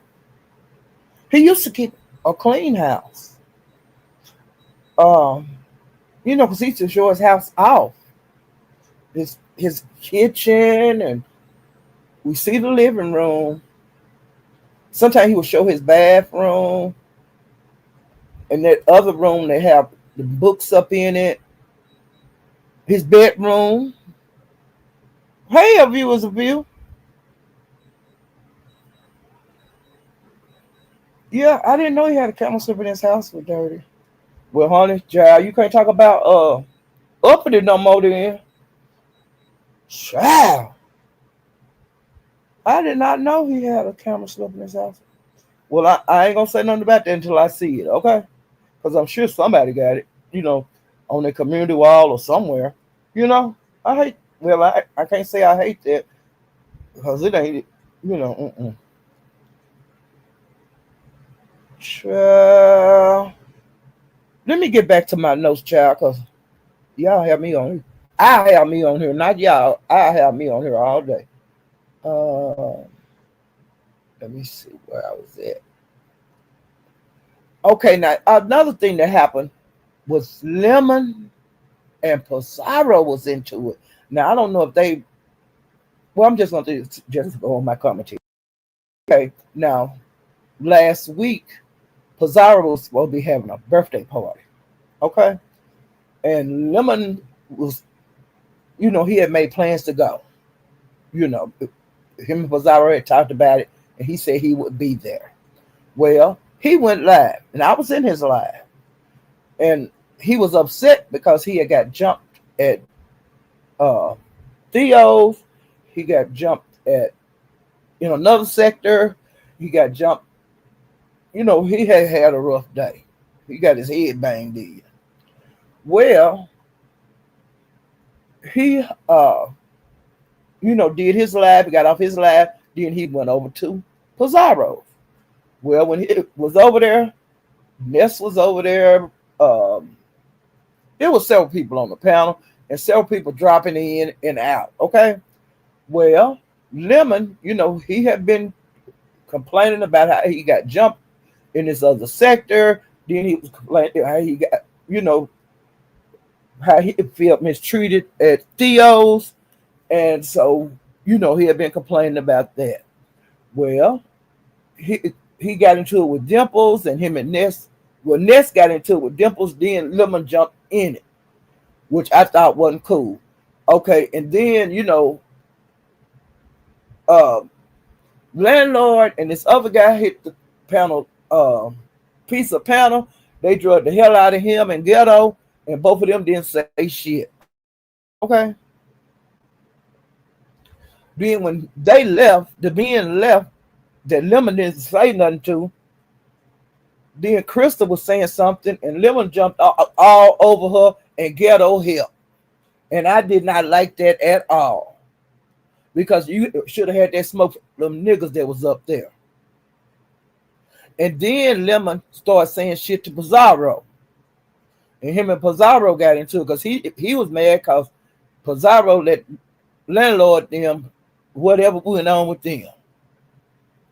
And him and Pizza kept going back and forth, back and forth. And then he told Pizza to give him his money back. So he had cashed Pizza $30 for her birthday for the party. But then he wanted it back. And Lemon, you need to stop that shit. When you give somebody something, don't you turn around and ask for the money back. That make you look so weak. And I don't give a fuck if you like me saying this or not, but that is called a Indian giver. To me, when you give somebody something, you don't need to ask for it back. Especially a gift or a cash out. That's so weak. And what if everybody that have sent you money ask for their goddamn money back? It could go both ways. And to me, it's not cute at all. I've seen you do that several times. Another thing, you need to quit betting these goddamn folks when you drunk and you don't pay them back. It's a list of people that you owe. Back from Room Shaker, to your side, Ada, uh, you know, several people. And then you talk about you got so much money, but then you're not a man of your word. I'll just put it like that. And if you get mad at me for saying it, I don't give a fuck. I'm just telling you the truth, baby. Stop that. If when you're doing stuff that I think is ugly, I tell you. Just like I told you about putting this on your dead brother. I think that's stupid shit. I put it on my dead brother. You ain't never coming back over here. I put this on my dead brother. I didn't say that. And then when they play it back, you said it. It don't look good. But that's you. If you want to do that shit, do it all you want. But the reason I'm rolling back over there too because, like I said, that bullshit about not fighting these niggas when they come at you, or you fighting for ghetto and all of that, and you weren't so bad about the men over there jumping on you when you went over there to their sector. The ghetto say that he went over there and he talked to them for you. That's some weak shit between you and him. I don't know what the fuck going on with y'all. Y'all looking bad out here. You know. And the way you like to fight, why the fuck you whining because you got your ass whooped. You ain't gonna win them all. It's called a beef sector. And that's what we do. And you the one going out here to the other sectors and getting your head knocked out. So that's on, they must have said messing with them folk, and they put that hammer down on you, which I don't blame you. You can't go to these other sectors and disrespect these folk. They men, they gonna stand up for themselves. Or they women, they gonna stand up for themselves. You don't want to get jumped, don't go to the other sectors like no goddamn food. And that's all I got to say about it. It's easy as one, two, three. Okay. Uh, Audio and Lemon, they got into it with Ken. Uh, Audio was telling Ken he didn't have no kids, that he was a stepdaddy. I don't know nothing about that because I really don't know if that little girl is Ken's. But Ken came to the beef sector and said that was his daughter, and he been saying it ever since he been up here. And I'm not gonna say he ain't that little girl daddy, but y'all want to say it. That's on y'all. But Audio from years ago when Ken came to the beef sector from wherever leak you from, because he ran to the beef sector from her. When he came to the beef sector, he said that little girl was his little girl.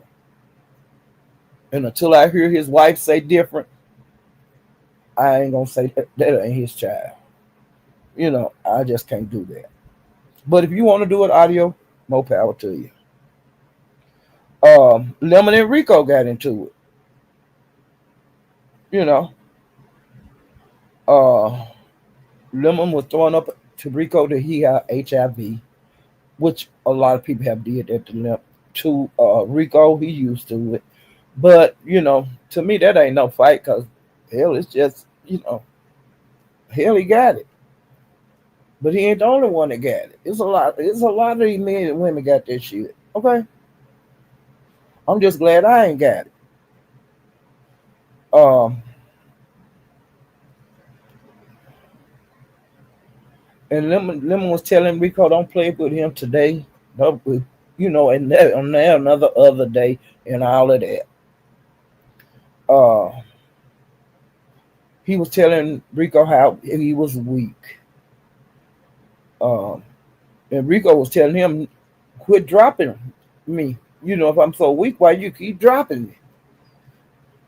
And I don't like that either. If you get me up there, Let me stay up here to fight myself. Don't drop me off. You could talk all that shit. Make me leave. You know. But everybody fight how they want to fight. Uh, then Rico was telling Lemon and Audio, y'all stay with y'all mama. Y'all can't tell me shit.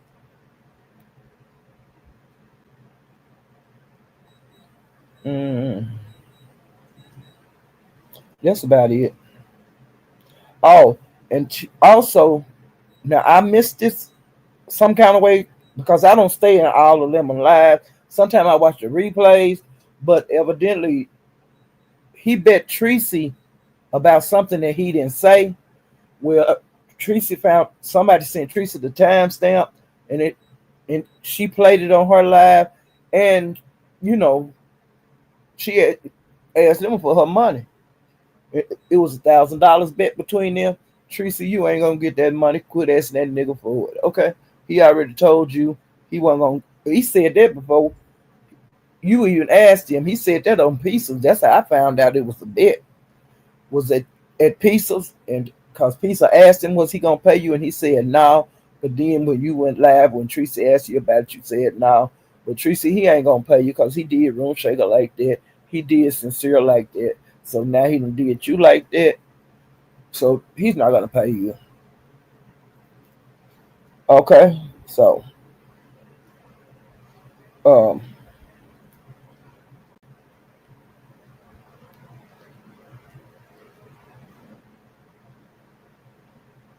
and they say something about ZX standing up on Lemon Live, showing his wee wee, but under his clothes.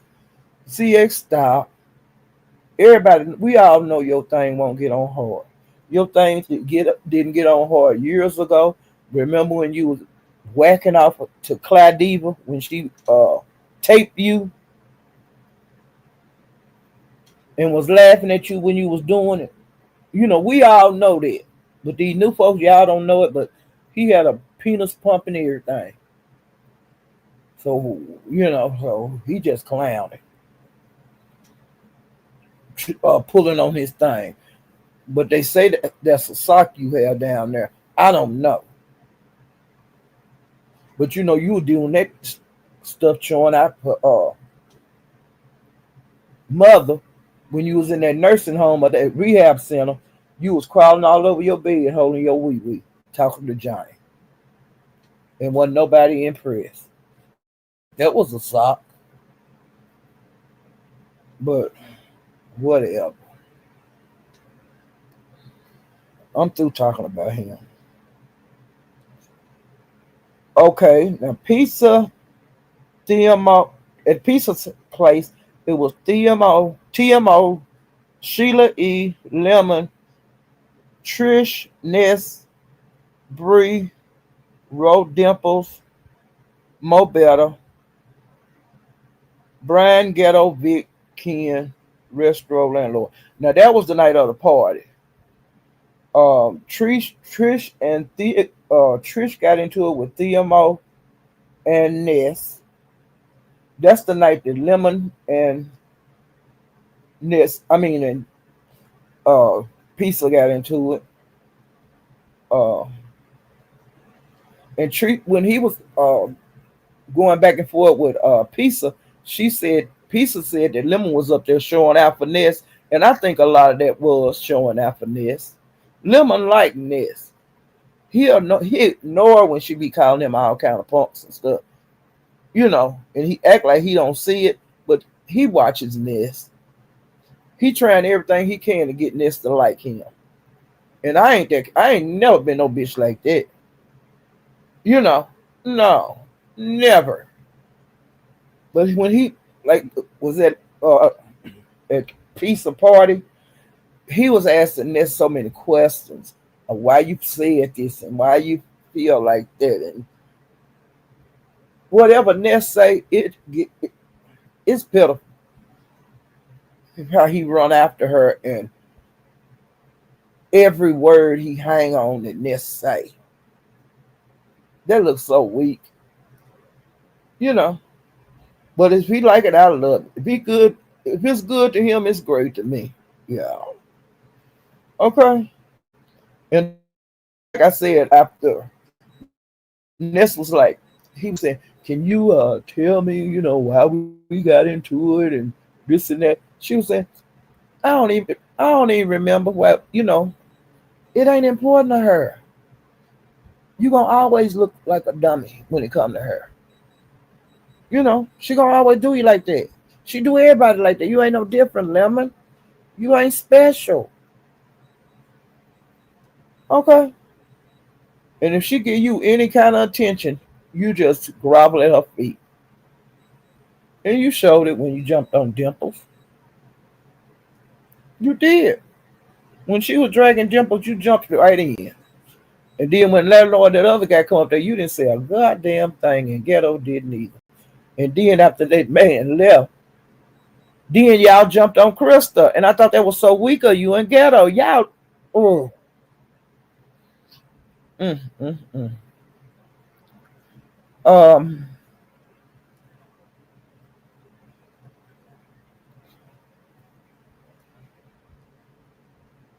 and like I said, they got into it with Vic, Ghetto, and Lemon.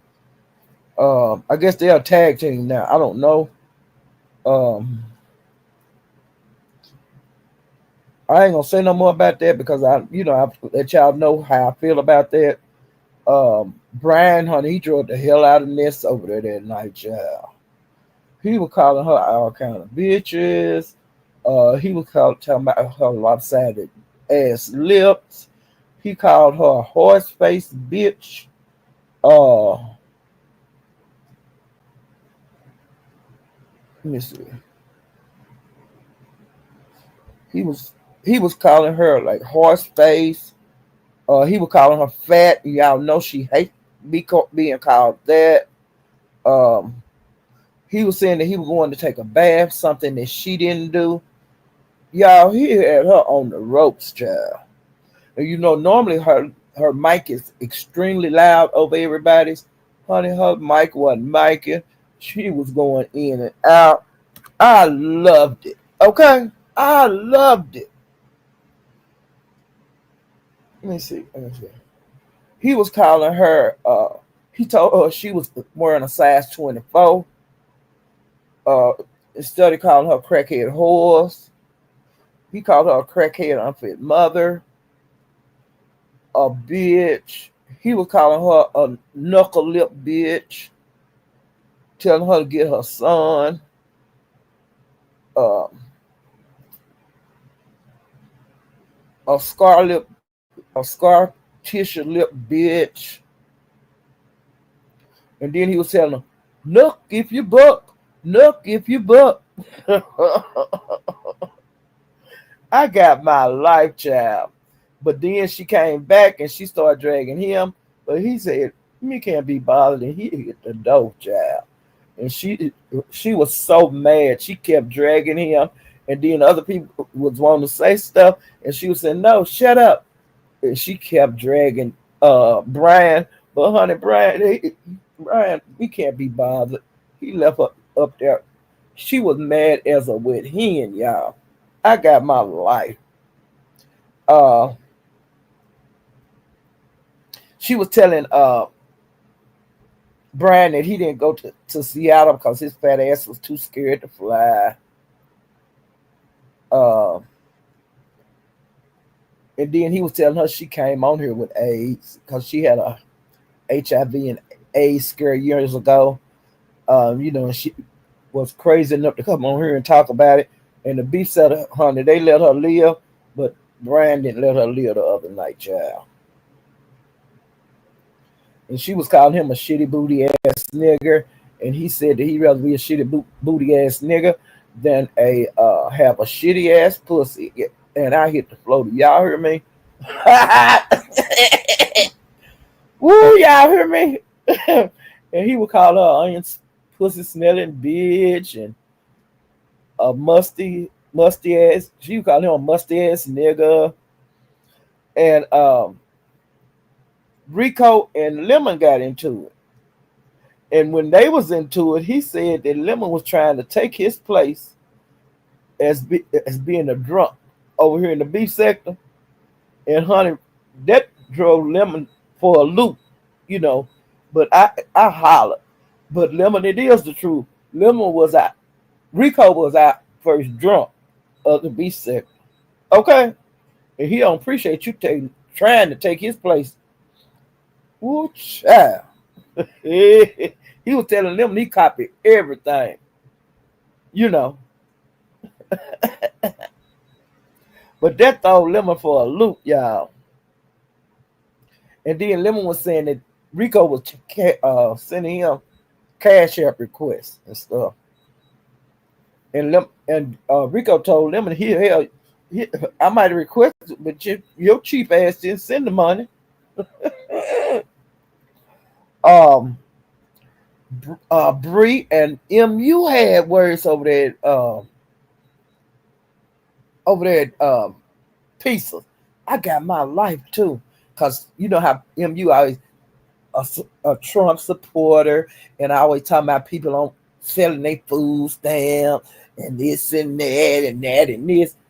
Bree come down on her with both hammers, honey. And she said, I don't know why you talking about these mothers that get food stamps. So your pussy. And the only reason you ain't on food stamps because you got knocked up by that white man that's got some money. Honey, she talked that shit to MU. She was saying, how dare you? And MU flew. But MU, that is the truth. You don't like to work. You talk about all these goddamn people on food stamps. Hold on, the reason you ain't on food stamps because you got that doctor. You get no money out these men. Don Cato ain't giving you no money. You spends money on him. It is what it is. The only reason you ain't on food stamps because you got that white man. And the only reason he ain't dropped you back in the gutter is because you got his son. You would be on food stamps. And you ain't no better than nobody else. And then Bree, honey, she not only drug your ass over there till you left, Bree went live on you. And Bree talked about you like you had a damn tail. And I'm like, her, how dare you? You done been sex trafficked. People made money off of you. And then you talking down on the mothers that's got to depend on aid. They may have to sell their stamps to keep their damn lights on. They may have to sell their stamps to put some damn shoes on their kids' feet. You don't know why they selling their goddamn stamp. What you got to say about it? It is what it is. But I can tell you one goddamn thing. It's going to be more white folks that suffer than black. I bet you on this taking half their goddamn stamps for November, it's going to be more white families affected because you think you white because you got them white kids. It's going to be more Trump supporters affected by it than non Trump supporters. It's going to be white. A whole bunch of white folks on here complaining. But there ain't going to be no black folks on here complaining because we already know how hard the struggle is. But it's more white folks on food stamps, baby, than black folks. And I don't give a damn what none of you Trump supporters say. It is what it is.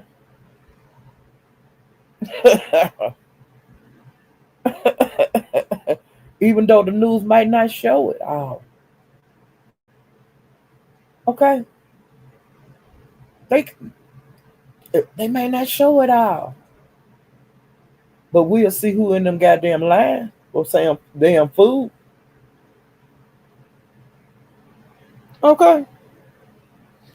But I got my life, child. And Bree told her, I ain't gonna call her your ass. She gave you a good talking to, MU. I bet you don't take that bullshit over there no more when Bree around. Cause Bree stumped the yard, honey, with your black ass.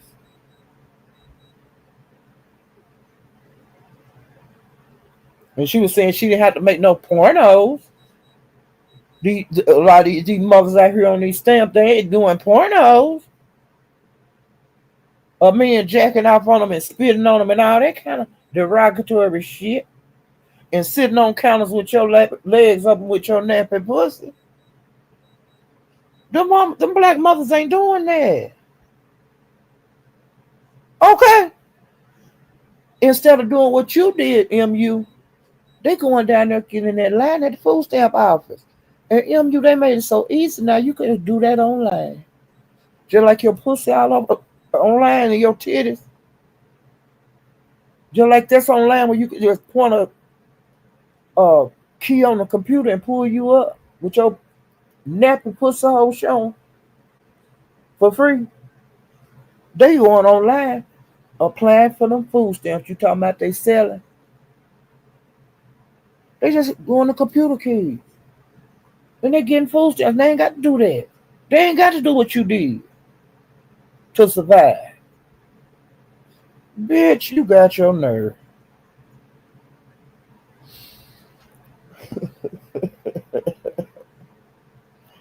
Y'all hear me? Y'all, do y'all hear me? And that Trump supporter,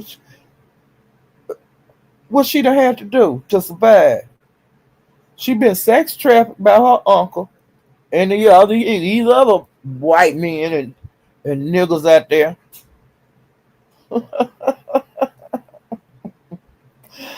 Ooh, child. Now, I got to talk about this, even though Teresa, my girl, Teresa, they've been talking about you like a dog saying you drink pee. Now, some people like golden showers and stuff like that. It wouldn't be a name golden shower if people didn't participate in that. Okay. Now, Teresa said she had a man that they did that. That she ain't got with nobody else to do that with her. You know, but she have experience and she said she liked that shit. That's on her. Now, for that man, Peter Smith, to taste like beer, I know he had to be a heavy beer drinker. Now, back in the day when I used to drink beer, I used to drink a lot of beer. I loved it. And sometimes when I would pee, because it'll make you pee, okay? My pee would be cold when it come out. You know, because it was processing through my body so fast, because your belly gonna only hold so much, okay? And my body was just doing what your body's supposed to do, getting this shit out of you. And I would pee a lot. You pee a lot. And hell, I'm sure pee tastes like beer. If he was a heavy beer drinker, I used to drink beer every day. I used to love beer. I still have a beer every once in a while, but I don't drink it like I used to. Just popping them cans and them bottles. But like I said, I'm sure his pee tasted like beer if he was a beer drinker. And he was a heavy beer drinker. Because like I said, I used to pop them top, especially in the summer, out moving around.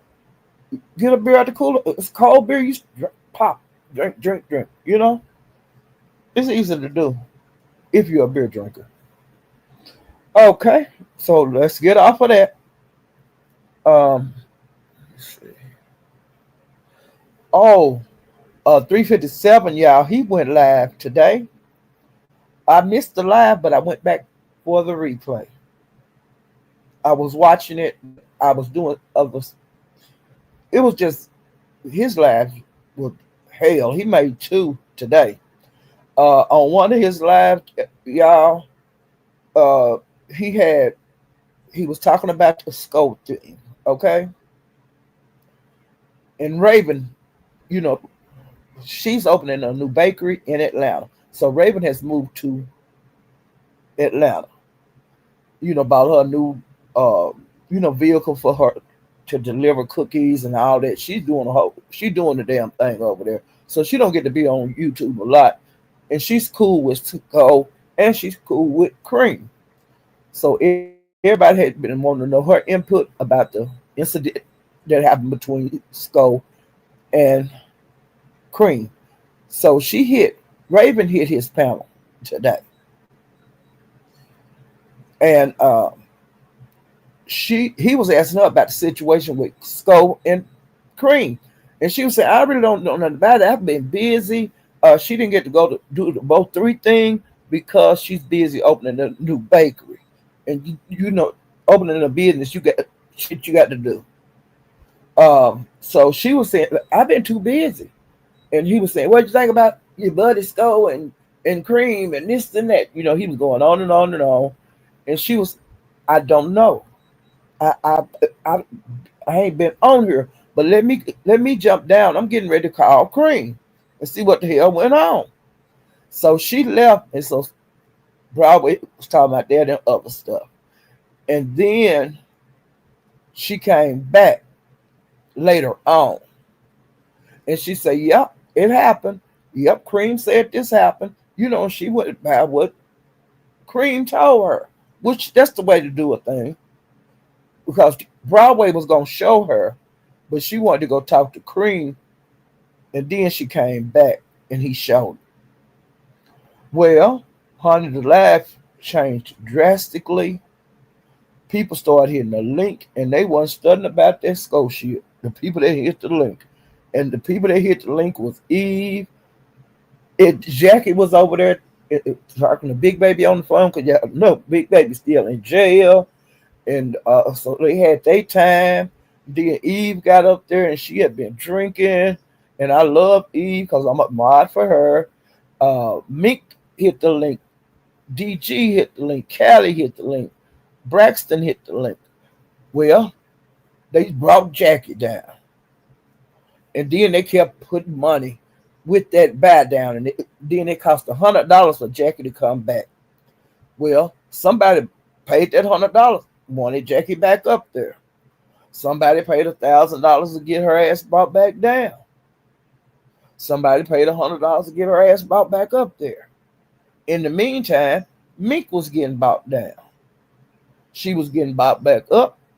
She was getting bought back down.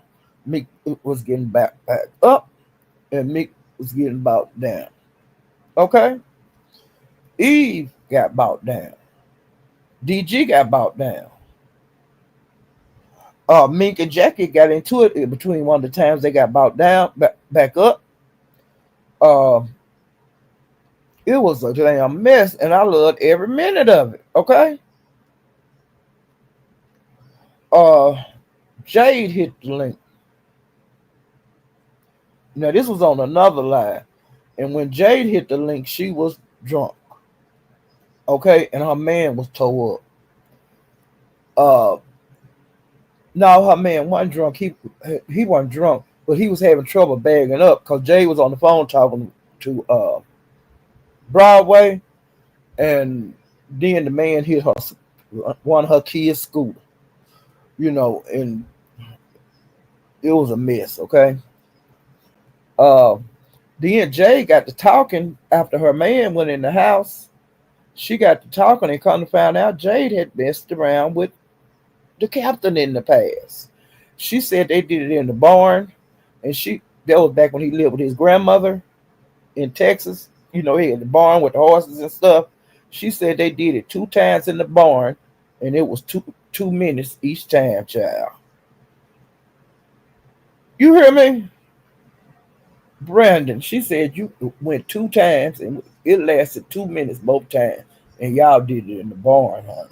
And she said she ain't been back and she ain't going back up there, honey. She don't want no more nothing to do with Brandon like that. Brandon, you done been passed around, child.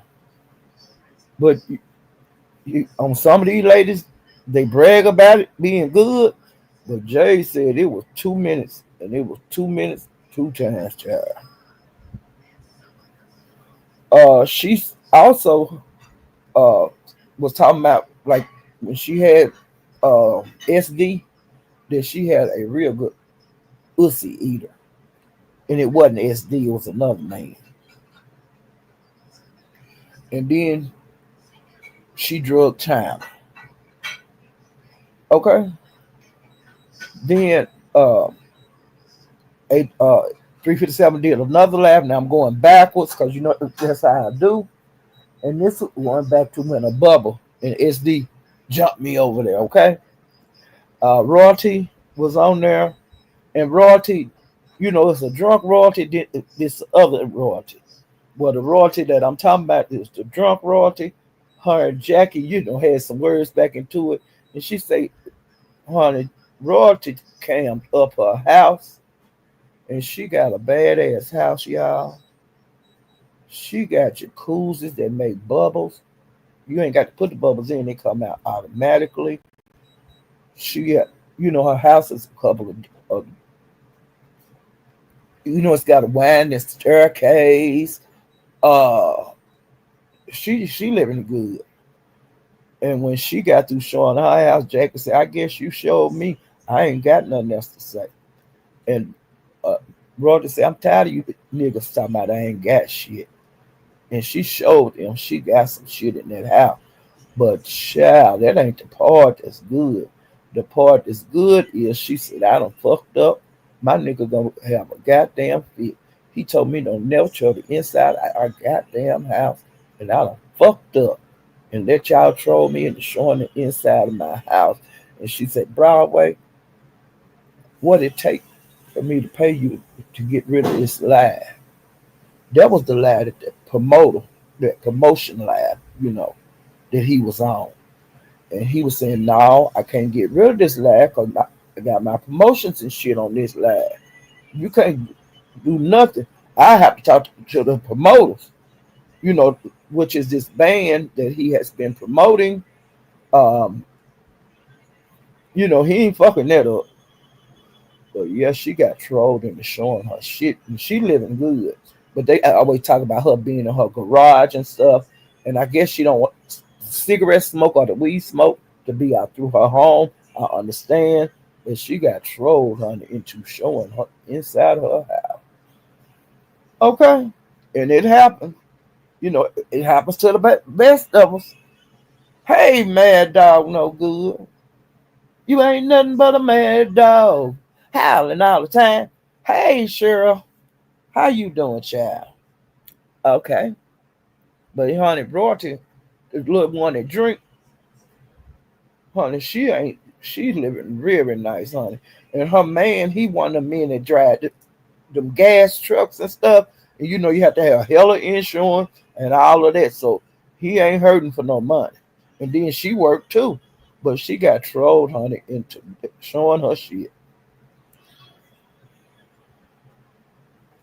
But you know, Jackie was doing what trolls do, you know. But Roy realized what she did, and she said, "Damn, I shouldn't have did that. Damn, I got trolled. In. My husband told me not to show our house." Well, she'll have to deal with that.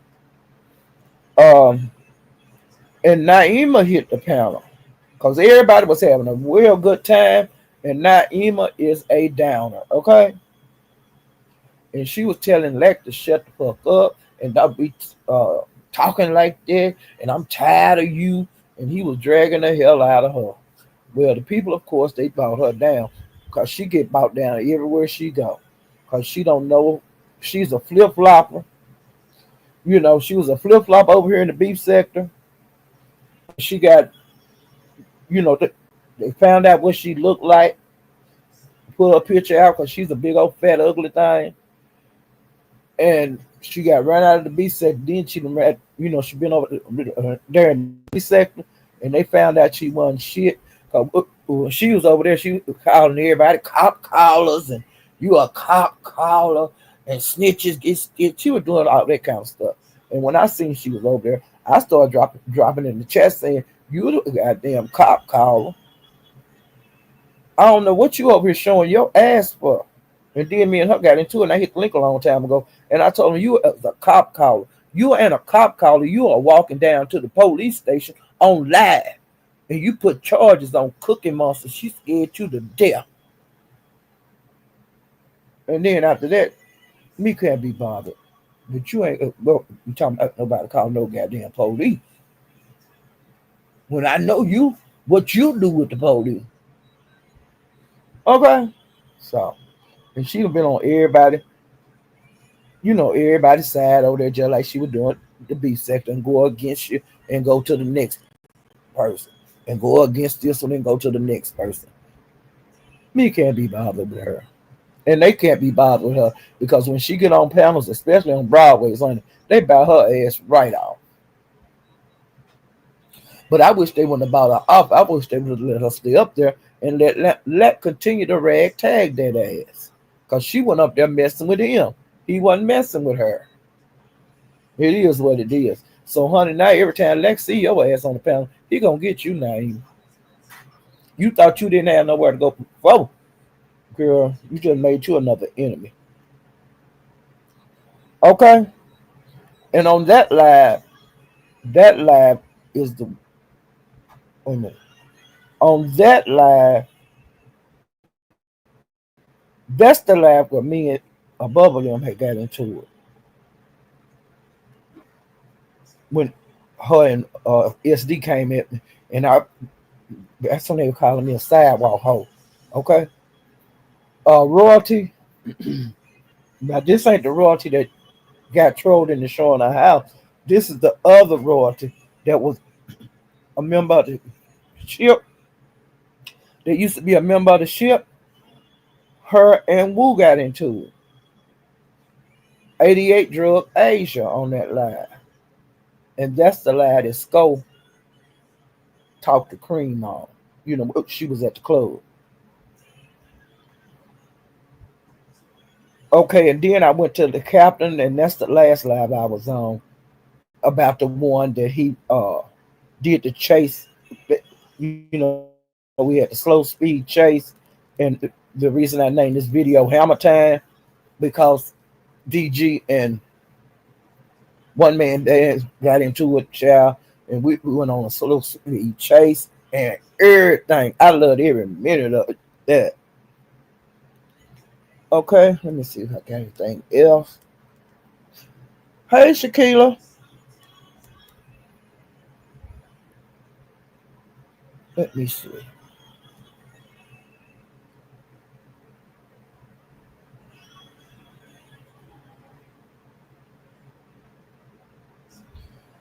Now, this is a couple of days ago, like when the captain first came back and did a live, because he was doing replays.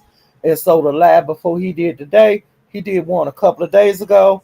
And on that link, Gordo, Ghetto, Wu, Royalty, DG, them are some of the people that hit the link. Um, the captain drug Wu. That was his main person he was on that day. He drug the shit out of her. And he said that she was showering for him on live, and he said she turned around and bent over, and it was ugly. He was talking about how big her oopsie is and all that, y'all. This was a couple of days ago, and Wu was upset, and she was telling him how oopsie wasn't ugly, and then she started dragging Royalty, and Royalty hit the link, and you talking about skull drug and somebody. Royalty skull drug Wu. Honey, she told Wu ass up. Um,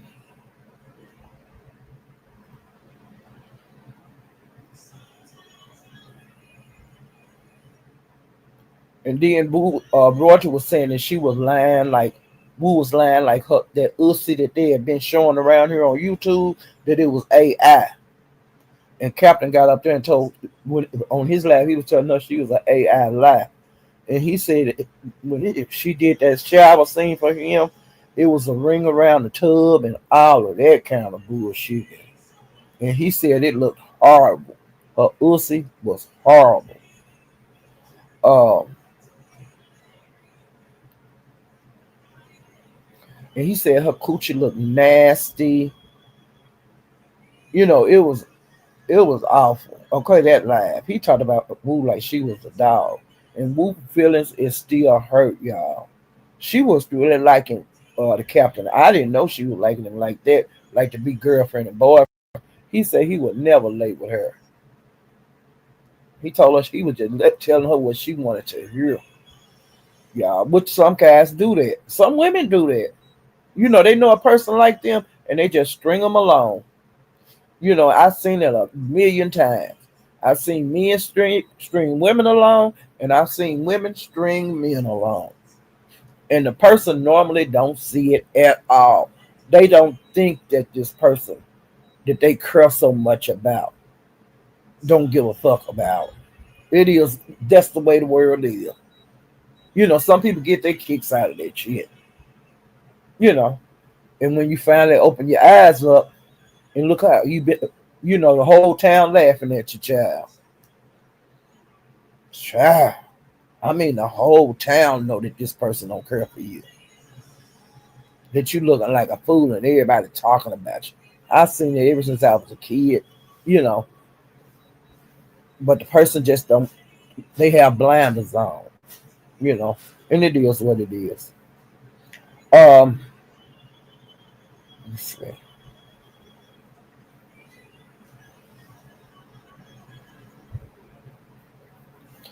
And y'all, Jackie been doing prank calls, and that girl can make her voice sound so many different ways. Now she said that she's looking to eventually get married.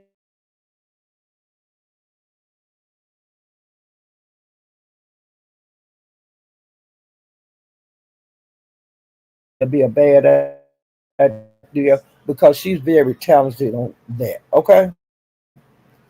Well, Gina got into it before, and so they told her she couldn't come back, and the police got called and all that.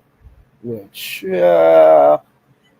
Gina went back to the store and she was saying that he told me to come. Talking about one of the clerks in there and the guys outside, they were telling her you need to leave, and she said I ain't leaving I talked to him because he told me to come up here. Well, child, come to find out, Jackie is the one that called her and act like she was the store clerk. And y'all, it's the biggest damn mess. Gina didn't find out till later that she got pranked. And see, I didn't see it, but I heard about it that she was doing them prank calling. She had called the guy at the store, and she did a prank call that she pranked Gina acting like the guy from the store. And Gina didn't know it. She went all that day and way over into the night, y'all, before she found out. And I don't really think she got it then that she had got pranked. Y'all, Jackie pranked her up into going in that goddamn up to that store. And she was telling the guy, you told me to come up here. He was like, bitch, I didn't tell you to come up here. You called me. I didn't call you. You need to leave. Y'all, I got my life. You hear me? And I was at my house that night telling him about me getting called a hoe over there in Broadway. And Gina jumped her black ass up there and was calling me a dry pussy old ass bitch and stuff. So I had to ragtag her ass. I I balled her ass up. Do you hear me? I told that bitch you piss maggots out. You a rotten pussy bitch. You gonna talk about mine? I'm gonna talk about yours. And that go for anybody out here. You talk about my coochie, I'm gonna talk about your dick. I'm gonna talk about your booty. I'm gonna talk about your pussy. If you talk about mine, and you don't know if mine dry or not. Like we'll be talking about mine dry. They say on that video, you have her floating around here that she's doing a dry fuck. They say that man ain't just dry powder house going in and out of her. You hear me? And she be talking between her legs. But they got you on video doing it dry, girl. They said it didn't have no moisture to it. Or that porno that you did, you ought to be ashamed of yourself. These men talking about you like a goddamn dog. And they got the video to prove it, and it's all over the Mo 37. I ain't seen it, and I don't want to see. I don't want to see no shit like that on no woman out here. But y'all down bad, honey. Y'all can think all y'all want to about mine, but it ain't gonna never be seen on here, on nobody computer hole. I care more about myself than do that kind of shit. But I don't have like nobody to do it, dumbass hoe. And Gina gonna talk about I use baby oil now. Now I'm saying, ho, I don't use no goddamn baby oil. I ain't never used none. You nasty hoe. You the one use it. But they got products you can go to buy if you need it to moisturize you. But you dumb bitches don't know nothing about it. All y'all know is Vaseline and baby oil, baby. I never been one of them kind of ladies. Dumbass whores. Okay. Well, that's you. Sometimes you have to talk to these people like that. They don't know no better. I ain't never been a Vaseline and baby or a girl. I have what I need, or at least I know where to go get it. Okay, and this show ain't on no baby oil, and this show ain't on no Vaseline oil, bitches. Dumb asshole. Um, Another thing that happened, Cooling hit my hair panel and told me not to talk about shit over here. That it's a play or whatever. I told her I talk about what the hell I want to talk about on my channel. I don't come and tell you what to talk about on your channel. And I've been talking about Mo3 stuff. But you know, them be plays. I said, I know about the plays. I found that shit a play. I tell the people it was a play. But if I want to talk about something that I see over there in the Mo3 sector, I'm going to talk about it in the same way with the beef sector. And you remember when I first started hanging around over there in that Mo3 sector, the beef sector had a problem with me getting up on panels and discussing shit that I see out here on YouTube. And I very clearly told the beef sector I talk about what the fuck I want to talk about. Now that was way before I was a content creator, which I really ain't a content creator now. I just come on here and talk that shit. But only reason I became what y'all call a content creator is because as a subscriber, I couldn't move around like I without being harassed. And that shit stopped when I started coming on here cussing motherfuckers out. Cause see, when you're a subscriber, your hands is kind of tied on what you can do. You can be abused on here and talk to real crazy. But when you get on here and tell these bitches how dirty and rotten and low down and how some of the content creators attack subscribers that don't want the change, I didn't. But I got tired of Ness, Ghetto, and others fucking with me. When I started making lives, that shit stopped. Because I was on here telling people how dirty these content creators and subscribers are to each other. If I would have been left alone, I never would have went live. Never would have. But I got tired. Okay? You don't have a voice if you're a subscriber. Unless you get on a panel and tell it, and it just going one ear and out the other. But when you hit the goddamn live on these bitches, they'll leave you alone. If anybody out here being fucked with like I was for years, hit your goddamn like live button and let it all out. And you ain't never got to go live again. They quit fucking with you there. And I still tell how dirty these people, like Ghetto, i.e. Ghetto, fucking Ghetto. Okay?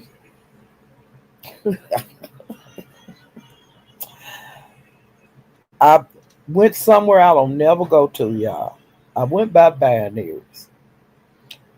Sonny will hit the link, Coolin hit the link, Malik hit the link, Ghetto hit the link, and Ken hit the link. Now I watched a replay because they was so much. I was hearing a lot about what's going on in binaries, how people come through and all kind of shit go over there. Okay, and he wanted the Umar people, and y'all know I told y'all I don't really have a lot to do with them people. I really don't. Uh, because I already told the story. If you hadn't heard it, go back on some of my damn lives. I'll tell the story. Okay, but I went back because they were saying I was hearing stuff about this live. So when I went over there, Sonny and Ken was into it with Ghetto and Cool. Uh, Coolin was calling her a half body whore, a legless bitch. Um, she was calling them her slender man, um, and telling her to shut her skinny ass up, and she was a skinny ass whore. Now y'all know, even though Sonny, she only had like one working arm, and she's legless. That girl can fight. Okay, you can talk about her, her body and stuff. She don't give a damn because she gonna come back with you, and she gonna shoot with everything she know about you, and that's how she did Coolin. But Coolin and Ghetto, they was against her, and so Ken had to come up there and help Sonny out. But Sonny didn't need Ken help, but he did it because they supposed to be cool. I know I seen that. Ken was telling Kellen Coolin. Now I didn't know they had fell out, but he was telling Coolin she looked like a boy. She like a man. She ain't got no titties and no ass. Um, they was just scratching. Um, I didn't really get.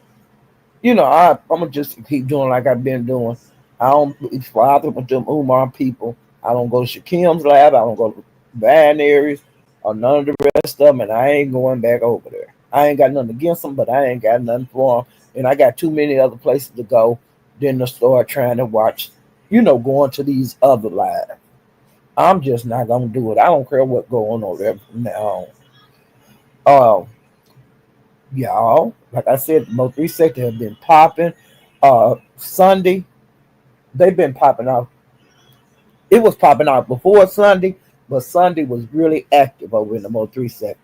When I woke up, what I woke up to was that Sunday or Monday. I think it started Sunday. No, but Monday when I woke up, y'all, I looked and I seen 88 was live and she was calling the police on MHB.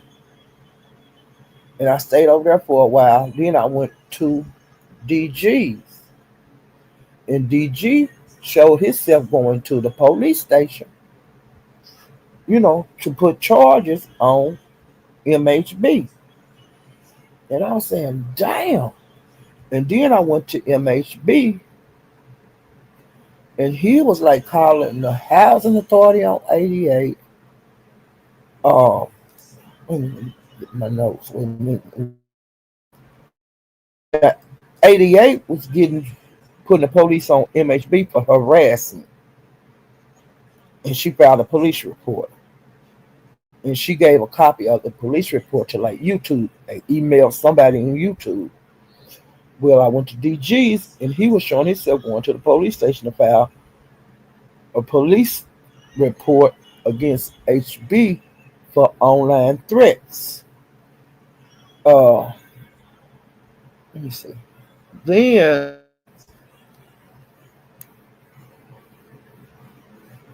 he was also saying he was scared for his life. And then I went over to MHB and he called the Irving, Texas police and gave Brandon in 88. He put he called them and told them Brandon was at 88 house, gave them 88 address, and told them that he was on the run, that he had warrants. Um, and then he was also saying how 88 and Brandon Howard 88 them calling him, calling him a snitch. He said he been a snitch. Everybody know he's a snitch. Uh, and how he on me because everybody know I'm a snitch and I'm an informant, child. I hit the floor. He was saying, hell yeah, I'm a snitch. And I was hollering, okay? Let me see. I was just going from lie to lie to lie, and it was going crazy. And then Monday, like I said, MHB, it was crazy. I was just like, wait, you know, when I woke up and I was just going back and forth, back and forth, back and forth on lives. And like I said, it's been on and popping. They keep storylines going on over there. It's always something uh, different. Like we got the Gina going back and forth to the store, and y'all the other night she actually stole at the store. We seen her, and she keep lying like she going to work, but she be on video moving around. You know, she's living a hectic life. I don't know how she do it. She very seldom sleep. It's always something. She be down on Fremont, begging strangers for money, begging strangers, can I hit your joint? Um, she's just like panhandling. She live a very hectic life. Um, and one day I woke up, y'all, and went back to Erica Kelly's. I seen she was live, and she was cooking the best breakfast, child. I can smell it now. She was cooking bacon and pancakes, and it looked so it was so clean. It looked so good how she was cooking it and stuff. And Erica, I would want to see you do more shows like that. I didn't stay the whole live, but I really enjoyed what I seen. And when I left there, I started moving around and I went by DG's and he was talking about how good her breakfast looked. You doing the damn thing when as you move around the sectors in the morning, people was talking about you cooking and how it looked and all of that. I know it turned out very well. I didn't go back to see the finished product, but I did see you preparing your food and all of that. Kudos. Okay. VS do cooking sometimes. She show cooking breakfast. VS clean. She's a clean cooker. And I seen that Erica Kelly is a clean cooker. Um, that's about it. I think I went through everything. Uh, like I said, I just that the stuff from that other sector. I'm gonna just stop making notes on that. If it pops, if some stuff pop in my mind, I will talk about it. But as far as going to Envy's right now, I'm gonna look at his title and then I'm gonna keep moving because I don't want to get off into that. You know, those people. Me can't be bothered. Me not interested. But I will be going over there to see if Envy do go to Lemons Court. I will be going by Rod Brax to see if he go. I don't. They say Shakim was talking about going. I don't know if he's going. I don't go over there, but I might peep over there to see if he do go. You know. Um, that's about it, y'all. Okay. Um, I've been on here 3 hours, but I have a lot to talk about. I'm getting ready to get my ass back out here in these streets and move around. Okay.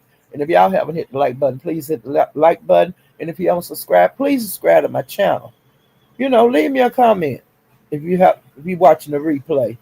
Um, I said all I got to say, honey, and I'm getting ready to get back out here in these streets to move around because I know I have missed a lot in these 3 hours. I'm gonna start in the beef sector moving around, and then I'm going right, taking my black ass right back over there to the Mo 3 sector because it be on and popping. Okay. I'm getting ready to get out of here. Ooh, child. Them Them men was acting a monkey over there in the Mo 3 second this morning. I was on the edge of my seat. Ooh, child. Talking about him, Briggs, slow car speed chase. I got my life over there this morning. Okay. That was a good breakfast I had. Okay. Ooh, child. I'll see you guys next time. Oh, yeah. Keep an eye on my community wall. Okay. I'll be telling, I'll show you where I be going on YouTube. Hope y'all can keep up. Ooh, child. I'll see you guys next time. Bye.